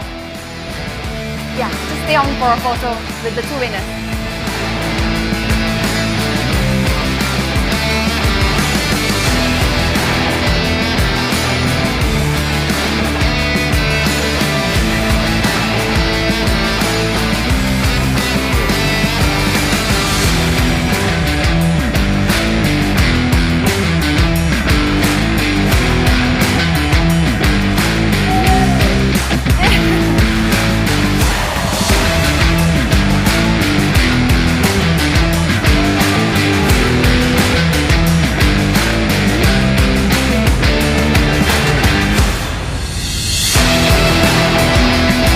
So much to the team. Thank you so much, Mr. Lim. Please take a seat. So please join me to give it up for all our finalist teams. I mean, they all did so well today. And I'm sure that the investment prizes that we see this afternoon are not the only ones that they're going to get, and it's going to be a long journey ahead of them. And so for all the other investors in this room, please do look for them after this to have chats with them. Yes, we're sure it's only the beginning of all the teams that we've heard from today, and they'll definitely be attracting a lot more investments and a lot more opportunities beyond what we've witnessed here today. Thank you for those in person and for those online from different time zones who've been with us throughout this entire journey today. Now that we've come to the end of this exciting finale, we'd like to say a few thank yous. To our judges and strategic partners, thank you for joining us on this journey and providing your expertise and guidance to the finalist teams. And more importantly, for walking the talk by putting the money on the table for these innovations and helping to make them a reality. This event would also not have been possible without the support of our more than 80 partner organizations from all over the world. Thank you for all your continued support. First up, though, I'd like to specially thank the Liveability Challenge presenter, Temasek Foundation. A huge thank you for your vision and leadership in this important initiative. We've made so much impact through the 7 years, and I hope to see many, many more. We'd also like to thank Singapore Food Agency and Nurasa for being our co-presenters in the food and nutrition track. Our strategic partners and judges, ERA VC, Enterprise Singapore, Octave Wellbeing Economy Fund, and TriRec. And thank you as well to our technology partner, AWS, who are providing the expertise, technology, and grants to our finalist teams. AWS will be organizing a technology session post-TLC to further support these companies to build and scale on the cloud. Next, we'd also like to thank our amplifier partners. Our challenge partners, correct. Our challenge partners. Our outreach partners, and last but not least, our venue partner, Catapult. Thank you once again, everyone here, for journeying with us today. We hope you've enjoyed yourselves and feel inspired about the innovations that we saw here today and their potential to impact the world. I know I'll be looking forward to the day where cricket's our primary food group. I'd also like to express thanks to the teams at EcoBusiness and Temasek Foundation and the production crew who have been working tirelessly behind the scenes to bring you this event. So please join me to show our appreciation to the teams. Last but not least, we'd like to thank you, our audience. Thank you for being part of this experience, whether here in person or online. I hope you enjoyed it as much as we did. We would like to request for you to continue sharing the story of TLC and also to keep your submissions and applications coming in because our global quest to find the next breakthrough continues. Yes, keep them coming. And please scan the QR codes on the screen. that will be flashed shortly. Yes. So the first one is a post-event feedback survey. We'd love to hear from you. And the second one is the commute form. Once again, please let us know how you got here so that we can account for it in our carbon emissions accounting. Again, do help us spread the word about TLC by posting to your networks with the hashtag TLC2024 and hashtag Ecosperity. Please also return your lanyards as we do reuse them in the future. And for those in person, do stay and join us for networking drinks after this. Till next time, see you then. Thank you.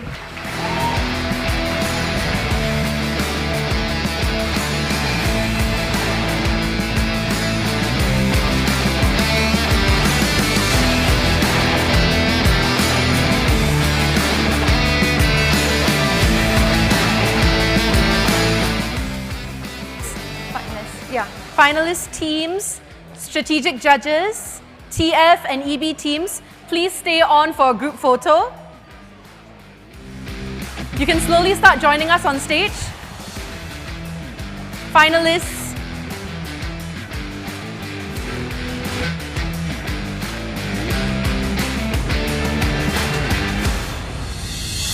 Judges, finalists, can we invite you to join us on stage? Judges, please.